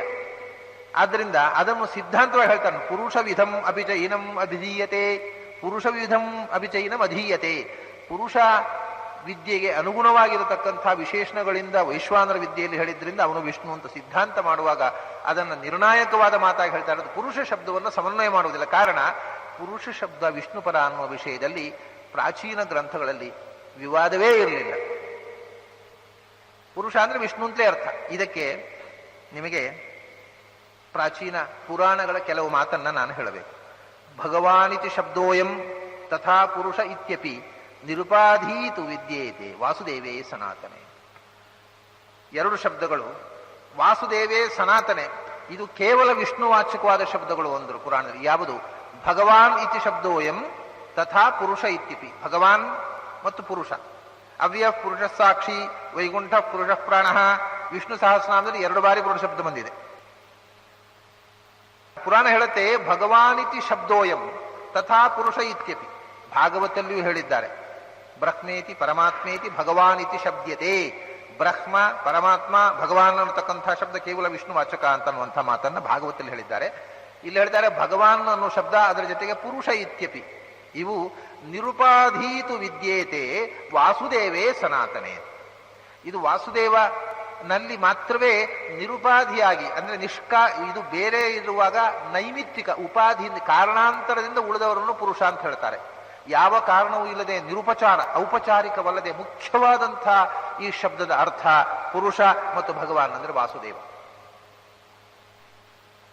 ಸರ್ವಲೋಕ ಪ್ರವೃತ್ತಿಯಾಚ ಭಗವಾನ್ ಉಚ್ಯತೆ ಹರಿ, ಪುರುಷ ಪ್ರೋಚ್ಯತೆ ಹರಿ. ಆಮೇಲೆ ಎಲ್ಲಿ ತನ ಅವರು ಅದು ಸಂವಾದ ಹೇಳುವಾಗ ಸರ್ವಲೋಕ ಪ್ರವೃತ್ತಿಯಾಚ ಪುರುಷ ಪ್ರೋಚ್ಯತೆ ಹರಿ ಅಂತ. ಇಡೀ ಲೋಕ ವ್ಯವಹಾರದಲ್ಲಿ ಕೂಡ ಇದು ಬಂದಿದೆ, ರೂಢಿಯಲ್ಲಿ ಬಂದಿದೆ ಅಂದ್ರೆ. ಸರ್ವಲೋಕ ಪ್ರವೃತ್ತಿಯಿಂದ ರೂಢಿ, ಮುಖ್ಯ ವೃತ್ತಿಯಿಂದ ಆಯ್ತಲ್ಲ. ಅಷ್ಟೇ ಅಲ್ಲ, ಸರ್ವಲೋಕ ಪ್ರವೃತ್ತಿಯಾಚ ಪ್ರೋಚ್ಯತೆ ಭಗವಾನ್ ಪುರುಷ ಪ್ರೋಚ್ಯತೆ ಹರಿ. ಸಮಸ್ತ ಲೋಕದ ರೂಢಿಯಿಂದಲೂ ಪುರುಷ ಅಂತಂದ್ರೆ ಬೇರೆ ದೇವತಾವಾಚಕವಾಗಿ ಲೋಕದಲ್ಲಿ ಎಲ್ಲಿಯೂ ಯಾವ ಸಂಪ್ರದಾಯದಲ್ಲೂ ರೂಢಿ ಇಲ್ಲ. ಅದು ವಿವಾದವೇ ಇರಲಿಲ್ಲ. ಸರ್ವಲೋಕ ಪ್ರವೃತ್ತಿ, ಸಮಸ್ತರು ಪುರುಷ ಅಂದ್ರೆ ಯಾರು? ಪುರುಷನಾಮಕ ವಿಷ್ಣುವಪ್ಪ. ಯಾಕೆಂದ್ರೆ ಪುರುಷ ಸೂತ್ರಕ್ಕೆ ಪ್ರತಿಪಾದ್ಯನೂ ನಾರಾಯಣ, ಋಷಿಯೂ ನಾರಾಯಣ. ಆದ್ರಿಂದ ಅದ್ರಲ್ಲಿ ವಿವಾದ. ಸರ್ವಲೋಕ ಪ್ರವೃತ್ತಿಯಾಚ, ಲೋಕದ ರೂಢಿಯಿಂದ ಕೂಡ ಪುರುಷ ಸೂಕ್ತ ಪ್ರತಿಪಾದ್ಯ ಯಾರು ಅಂದ್ರೆ ನಾರಾಯಣ ಅನ್ನೋದ್ರಲ್ಲಿ ವಿವಾದ ಇಲ್ಲ. ಯಾಕೆಂದ್ರೆ ಇದ್ರೆ ಕಸ್ಯಾತ್ ಪುರುಷ ತಂವಿನಾ ಪುಂಡರೀಕಾಕ್ಷಂ ಕಸ್ಯಾತ್ ಪುರುಷ ಶಬ್ದ ಭಾಗ್. ಭಗವಂತನಲ್ಲದೆ ಇನ್ಯಾರು ಪುರುಷ ಶಬ್ದ ವಾಚ್ಯರು? ಯಾಕ್ರಿ ಬ್ರಹ್ಮಾದಿಗಳು ಕ್ಷರ ಪುರುಷರು ಅಂತ ಹೇಳ್ತೀರಿ, ನೀವೇ ಅಕ್ಷರ ಪುರುಷರು ಅಂತ, ನಾವು ಎಲ್ಲರೂ ಪುರುಷರು ಅಂತ ಹೇಳ್ತೇವೆ. ಅದಕ್ಕೆ ಅದರ ವಿವರಣೆ ಕೊಡ್ತಾರೆ. ಬ್ರಹ್ಮಾದ್ಯಾಹ ದೇವತಾ ಸರ್ವಾಹ ಯಕ್ಷ ಗಂಧರ್ವ ಕಿನ್ನರಾಹ ತೇ ಸರ್ವೇ ಪುರುಷಾಂಶತ್ವಾತ್ ಉಚ್ಯಂತೆ ಪುರುಷ ಇತಿ ಅಂತ. ಅದು ಭಗವಂತನ ಸನ್ನಿಧಾನ ವಿಶೇಷದಿಂದ ಅವರಿಗೆ ಪುರುಷ, ಅದೇ ಉಪಾಧಿ ನಿಮಿತ್ತ ವಿಶೇಷದಿಂದ ಹೊರತು ಮುಖ್ಯವಾದ ಪುರುಷರಲ್ಲ. ಪುರುಷ ಅವರಲ್ಲಿ ಇರೋದರಿಂದ ಅವರು ಪುರುಷರಷ್ಟೇ. ಬ್ರಹ್ಮಾದಿ ದೇವತೆಗಳಿಗೂ ಪುರುಷ ಅಂತ ಹೆಸರಿದೆ. ಪೌಂಸ್ಯಾಭಿಮಾನಿಯಾಗಿರ್ತಕ್ಕಂಥ ರುದ್ರದೇವರಿಗೂ ಪುರುಷ ಅಂತ ಹೆಸರಿದೆ. ನಮಗೆಲ್ಲರಿಗೂ ಪುರುಷ ಅಂತ ನಾವು ಹೇಳ್ಕೊಳ್ತೇವೆ. ನಾವು ಒಬ್ಬ ಪುರುಷ ಅಂತ ಹೇಳ್ಕೊಳ್ತೇವೆ ನಾವು. ಯಾಕೆ? ಬ್ರಹ್ಮಾದ್ಯಾಹ ದೇವತಾ ಸರ್ವಾಹ ಯಕ್ಷ ತುಂಬುರು ಕಿನ್ನರಾಹ ತೇ ಸರ್ವೇ ಪುರುಷ ಅಂಶತ್ವಾದ ಉಚ್ಯಂತೆ ಪುರುಷ ಇದೆ. ಪುರುಷನ ವಿಶೇಷ ಸನ್ನಿಧಾನ ಇರುವುದರಿಂದ ಉಳಿದವರು ಪುರುಷರು ಹೊರತು ಉಳಿದವರು ಯಾರಿಗೂ ಪುರುಷ ಶಬ್ದ ಅನ್ನೋದು ವಾಚ್ಯವಾಗಿಲ್ಲ. ಪುರುಷ ಶಬ್ದ ವಾಚ್ಯರಾಗಿರತಕ್ಕವ ನಾರಾಯಣನೊಬ್ಬನೇ. ಇದರಲ್ಲಿ ತಮಾಷೆ ಅಂದರೆ ಸ್ಕಾಂದ ಪುರಾಣದ ಒಂದು ಮಾತು ಬಹಳ ತಮಾಷೆ ಇದೆ. ಸ್ಕಾಂದ ಪುರಾಣದಲ್ಲಿ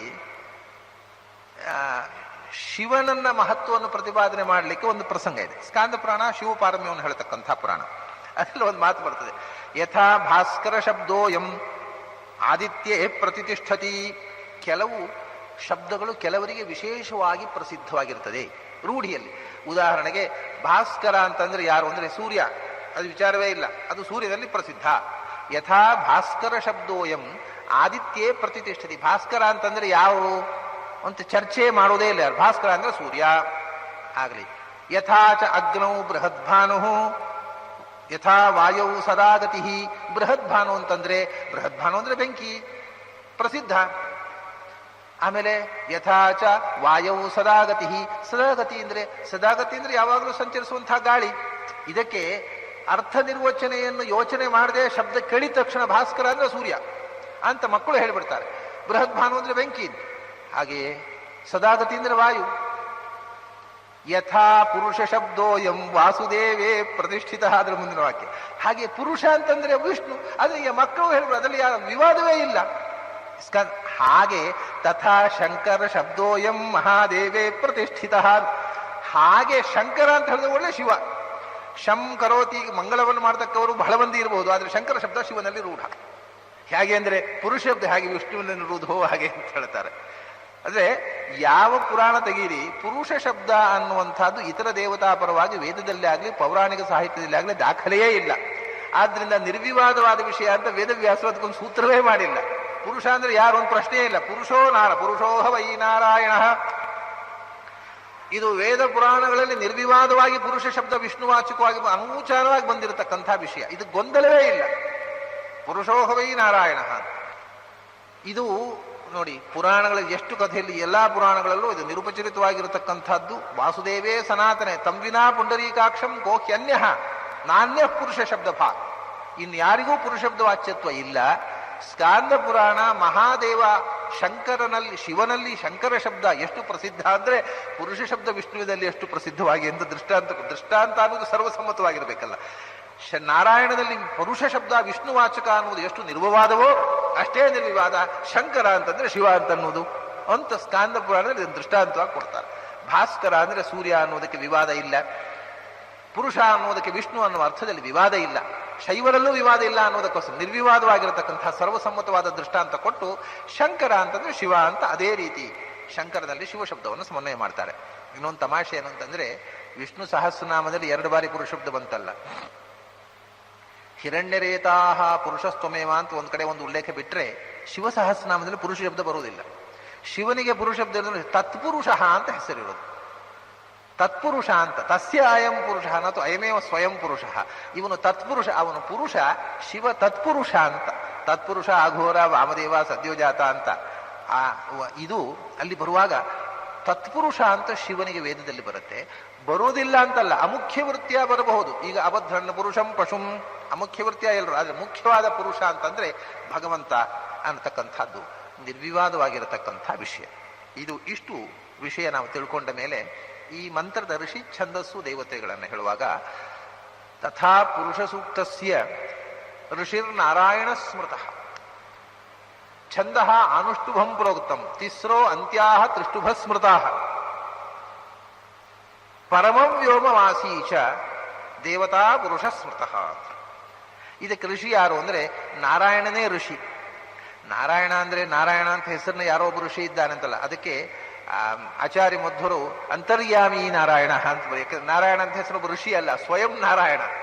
ಇದರ ಪ್ರತಿಪಾದ್ಯ ಯಾರೋ ಅವನೇ ಅದರ ಋಷಿ. ಆದ್ರಿಂದ ಅಂತರ್ಯಾಮಿ ನಾರಾಯಣ ಋಷಿ ಅಂತ ನಮ್ಮಲ್ಲಿ ಹಾಗೆ ಹೇಳ್ತಾರೆ. ಅಂತರ್ಯಾಮಿ ನಾರಾಯಣ ಅಂತಂದ್ರೆ ಈ ಮಂತ್ರ ಮೊದಲು ಆವಿರ್ಭಾವ ಆದದ್ದು ಬ್ರಹ್ಮದೇವರ ಅಂತರ್ಯಾಮಿಯಾದ ನಾರಾಯಣನಿಂದ ಬ್ರಹ್ಮದೇವರಿಗೆ ಉಪದೇಶ ಆದದ್ದು. ಆದ್ರಿಂದ ಇದು ಅಂತರ್ಯಾಮಿ ನಾರಾಯಣ. ತಾರವನ್ನಿಖಿಲಂ ಸ್ಮೃತಂ, ಓಂಕಾರಕ್ಕೆ ವ್ಯಾಹೃತಿಗೆ ಗಾಯತ್ರಿಗೆ ಪುರುಷ ಸೂಕ್ತಕ್ಕೆ ಅಂತರ್ಯಾಮಿ ನಾರಾಯಣ ಋಷಿ, ಅಂತರ್ಯಾಮಿ ಋಷಿ. ಆಮೇಲೆ ಛಂದಸ್ಸು 18 ಮಂತ್ರಗಳು ಯಜುರ್ವೇದದಲ್ಲಿ ಹೇಳಿದೆ ನಾನು. ಸಾಮವೇದದಲ್ಲಿ 5, ಅಥರ್ವೇದದಲ್ಲಿ 16, ಋಗ್ವೇದದಲ್ಲಿ 16, ಯಜುರ್ವೇದದಲ್ಲಿ 18, ಶುಕ್ಲ ಯಜುರ್ವೇದದಲ್ಲಿ ಇನ್ನೂ 23ಕ್ಕೆ ಹೋಗುತ್ತೆ. ಇದರಲ್ಲಿ 16, 18ರದ್ದು ಹೆಚ್ಚು ಬಳಕೆಯಲ್ಲಿರುವಂತಹದ್ದು. ಅದಕ್ಕೆ 16ಕ್ಕಾಗುವ ಮೊದಲ 15 ಮಂತ್ರಗಳು ಅನುಷ್ಟುಪು, ಕೊನೆಯದ್ದು 16ನೇದ್ದು ತ್ರಿಷ್ಟುಪು. ಇದಕ್ಕೆ ಇದು ಯಾಕೆ ಅನುಷ್ಟುಪು, ಇದು ಯಾಕೆ ತ್ರಿಷ್ಟುಪು, ಇದರ ಕಾರಣಗಳನ್ನೆಲ್ಲ ನಾನು ಹೇಳ್ತೇನೆ. ಅದಕ್ಕೆ ಇದರ ಪ್ರಸ್ತಾವನೆಯನ್ನು ಹೆಚ್ಚು ಮಾಡ್ತೇನೆ. ಮಂತ್ರದ ಅರ್ಥ ಹೇಳಲಿಕ್ಕೆ ಅವಕಾಶ ಇಲ್ಲದಿದ್ರು ಅದರ ಪೂರ್ವಭಾವಿಯಾಗಿ ಹೇಳುವಂತಹ ವಿಷಯಗಳನ್ನು ಹೆಚ್ಚು ಹೇಳ್ತೇನೆ. ಯಾಕಂದ್ರೆ ನೀವು ಈ ವಿಷಯಗಳನ್ನು ಬೇರೆ ಎಲ್ಲಿಯೂ ಪಡೆಯಲಾರಿರಿ, ಅದಕ್ಕೋಸ್ಕರ ಗ್ರಂಥದಲ್ಲಿ ನಿಮಗೆ ಸಿಗೋದಿಲ್ಲ. 15 ಮಂತ್ರಗಳ ಅನುಷ್ಟುಪು ಯಾಕೆ, ಕೊನೆಯದು 1 ಅಥವಾ 3 ತ್ರಿಷ್ಟುಪು ಯಾಕೆ, ಅನುಷ್ಟುಪು ಮತ್ತು ತ್ರಿಷ್ಟುಪುಗಳ ಸಂಯೋಜನೆಯಿಂದ ಬಂದ ಅರ್ಥ ವಿಷಯ ಅಂದ್ರೆ ಛಂದಸ್ಸಿನಿಂದ ಬರತಕ್ಕ ಅನುಸಂಧಾನ ಮಾಡಬೇಕಾದ ಅರ್ಥಗಳು, ಅದನ್ನು ಮುಂದೆ ಹೇಳ್ತೇನೆ ನಾನು. ಈಗ ಯಜುರ್ವೇದದಲ್ಲಿ ಕೊನೆಯ 3 ಮಂತ್ರಗಳು ತ್ರಿಷ್ಟುಪು. ತ್ರಿಷ್ಟುಪು ಅಂದ್ರೆ 11 ಅಕ್ಷರಗಳ ಪಾದ ಬರುವಂತಹದ್ದು. 11 4 44 ಅಕ್ಷರದ 3 ಮಂತ್ರಗಳು, 8 4 32 ಅಕ್ಷರದ 15 ಮಂತ್ರಗಳು. ಹೀಗೆ ಛಂದಸ್ಸಾಯ್ತು. ಅದೇ ಹೇಳಿದ್ರು ಛಂದಃ ಅನುಷ್ಟುಭಂ ಪ್ರೋಕ್ತಂ, 15 ಅನುಷ್ಟುಪು, ಕೊನೆಯದ್ದು 1 ಋಗ್ವೇದದಲ್ಲಿ, 3 ಯಜುರ್ವೇದದಲ್ಲಿ ತ್ರಿಷ್ಟುಪು. ಅದೇ ತ್ರಿಷ್ಟುಭೋಪಿವಾ ಅನುಷ್ಟುಭಶ್ಚ ತ್ರಿಷ್ಟುಪ್ಚ ತ್ರಿಷ್ಟುಭೋಪಿವಾ ಅಂತ ಆಚಾರ್ಯರು ಅನುಷ್ಟುಭ ತ್ರಿಷ್ಟುಪು, ಅನುಷ್ಟುಪ್ಪುಗಳು ಮತ್ತು ತ್ರಿಷ್ಟುಪ್ಪು ಅಂತ ಋಗ್ವೇದ ಪಾಠಕ್ಕೆ ತ್ರಿಷ್ಟುಭೋಪಿವ ಅಥವಾ ತ್ರಿಷ್ಟುಪ್ಪುಗಳು ಅಂದ್ರೆ 3 ತ್ರಿಷ್ಟುಪ್ಪುಗಳು ಯಜುರ್ವೇದದಲ್ಲಿ ಅಂತ ಹೇಳಿದರು. ದೇವರು ಯಾರು? ಪರಮವ್ಯೋಮ ಆಸೀಚ ದೇವತಾ ಪುರುಷ ಸ್ಮೃತಃ ಅಂದ್ರು. ಪುರುಷ ದೇವತಾ. ಪುರುಷ ಸೂಕ್ತಕ್ಕೆ ದೇವತೆ ಯಾರು ಅಂದ್ರೆ ಪುರುಷ. ಅಲ್ಲೇ ಹೇಳ್ತಾರೆ ಯಾರನ್ನು ಸ್ತೋತ್ರ ಮಾಡ್ತೋ ಅವನೇ ದೇವತೆ. ಅಲ್ಲೇ ಸಹಸ್ರ ಶೀರ್ಷ ಪುರುಷ ಅಂತ ಹೇಳಿದ ಮೇಲೆ ಪುರುಷನೇ ದೇವತೆ ಅಂತ. ಅಲ್ಲ, ಪುರುಷ ಅಂದ್ರೆ ಯಾರು? ಅದಕ್ಕೆ ಹೇಳಿದ್ರು ಪರಮವ್ಯೋಮ ವಾಸೀಚ ದೇವತಾ ಪುರುಷ ಸ್ಮೃತ. ಪುರುಷ ಶಬ್ದ ಅನ್ನೋದು ನಾನಾ ಅರ್ಥಗಳಲ್ಲಿ ಬಳಕೆ ಇರಬಹುದು. ಯಾಕೆಂದ್ರೆ ಅಮುಖ್ಯ ವೃತ್ತಿಯ ನಾವು ನೀವು ಎಲ್ಲರೂ ಪುರುಷರಾಗಬಹುದು. ಹಾಗೆ ಇಟ್ಟುಕೊಂಡು ಅರ್ಥ ಮಾಡುವವರು ಇದ್ದಾರೆ. ಅದಕ್ಕೋಸ್ಕರ ಹೇಳಿದ್ರು ಪರಮೇ ವ್ಯೋಮನ್ ಸೋಷ್ಣುತೆ ಸಹ ಬ್ರಹ್ಮಣ ಸರ್ವಾನ್ ಕಾಮಾನ್ ಸಹ ಬ್ರಹ್ಮಣ ವಿಪಸ್ಥಿತ. ಪರಮವ್ಯೋಮ ಅಂತಂದ್ರೆ ವ್ಯೋಮಕ್ಕಿಂತ ಆಚೆಗೆ ಇರತಕ್ಕ ವ್ಯೋಮ, ಅಂದ್ರೆ ಅಲೋಕ ಆಕಾಶ ಅಂತ. ಬ್ರಹ್ಮಾಂಡದ ಒಳಗಿರತಕ್ಕಂಥ ವ್ಯೋಮ ಇದು ಭೂತಾಕಾಶ ವ್ಯಾಪ್ತಿ ಇರತಕ್ಕಂಥದ್ದು. ಅದರ ಆಚೆಗೆ ಇರತಕ್ಕಂಥದ್ದು ಅವ್ಯಾಕೃತ ಆಕಾಶ, ಮಹಾಕಾಶ ಅಂತ ಏನು ಹೇಳ್ತೀವಿ, ಅದನ್ನೇ ಪರಮೇ ವ್ಯೋಮನ್ ಅಂತ. ಬ್ರಹ್ಮಾಂಡದ ಸೀಮೆಯಿಂದ ಆಚೆಗೆ ಇರತಕ್ಕ ಅವ್ಯಾಕೃತ ಆಕಾಶದಲ್ಲಿ ತುಂಬಿರತಕ್ಕಂಥ ತತ್ವ ಅದು. ಪರಮವ್ಯೋಮ ಅಂದ್ರೆ ನಮ್ಮ ಹೃದಯಾಕಾಶವೂ ಹೌದು. ಹೃದಯಾಕಾಶ ಮತ್ತು ಅವ್ಯಾಕೃತ ಆಕಾಶ ಇದು ಎಲ್ಲ ಕಡೆ ಬ್ರಹ್ಮಾಂಡದ ಹೊರಗೂ ವ್ಯಾಪಿಸಿರತಕ್ಕ ಅವ್ಯಾಕೃತ ಆಕಾಶ.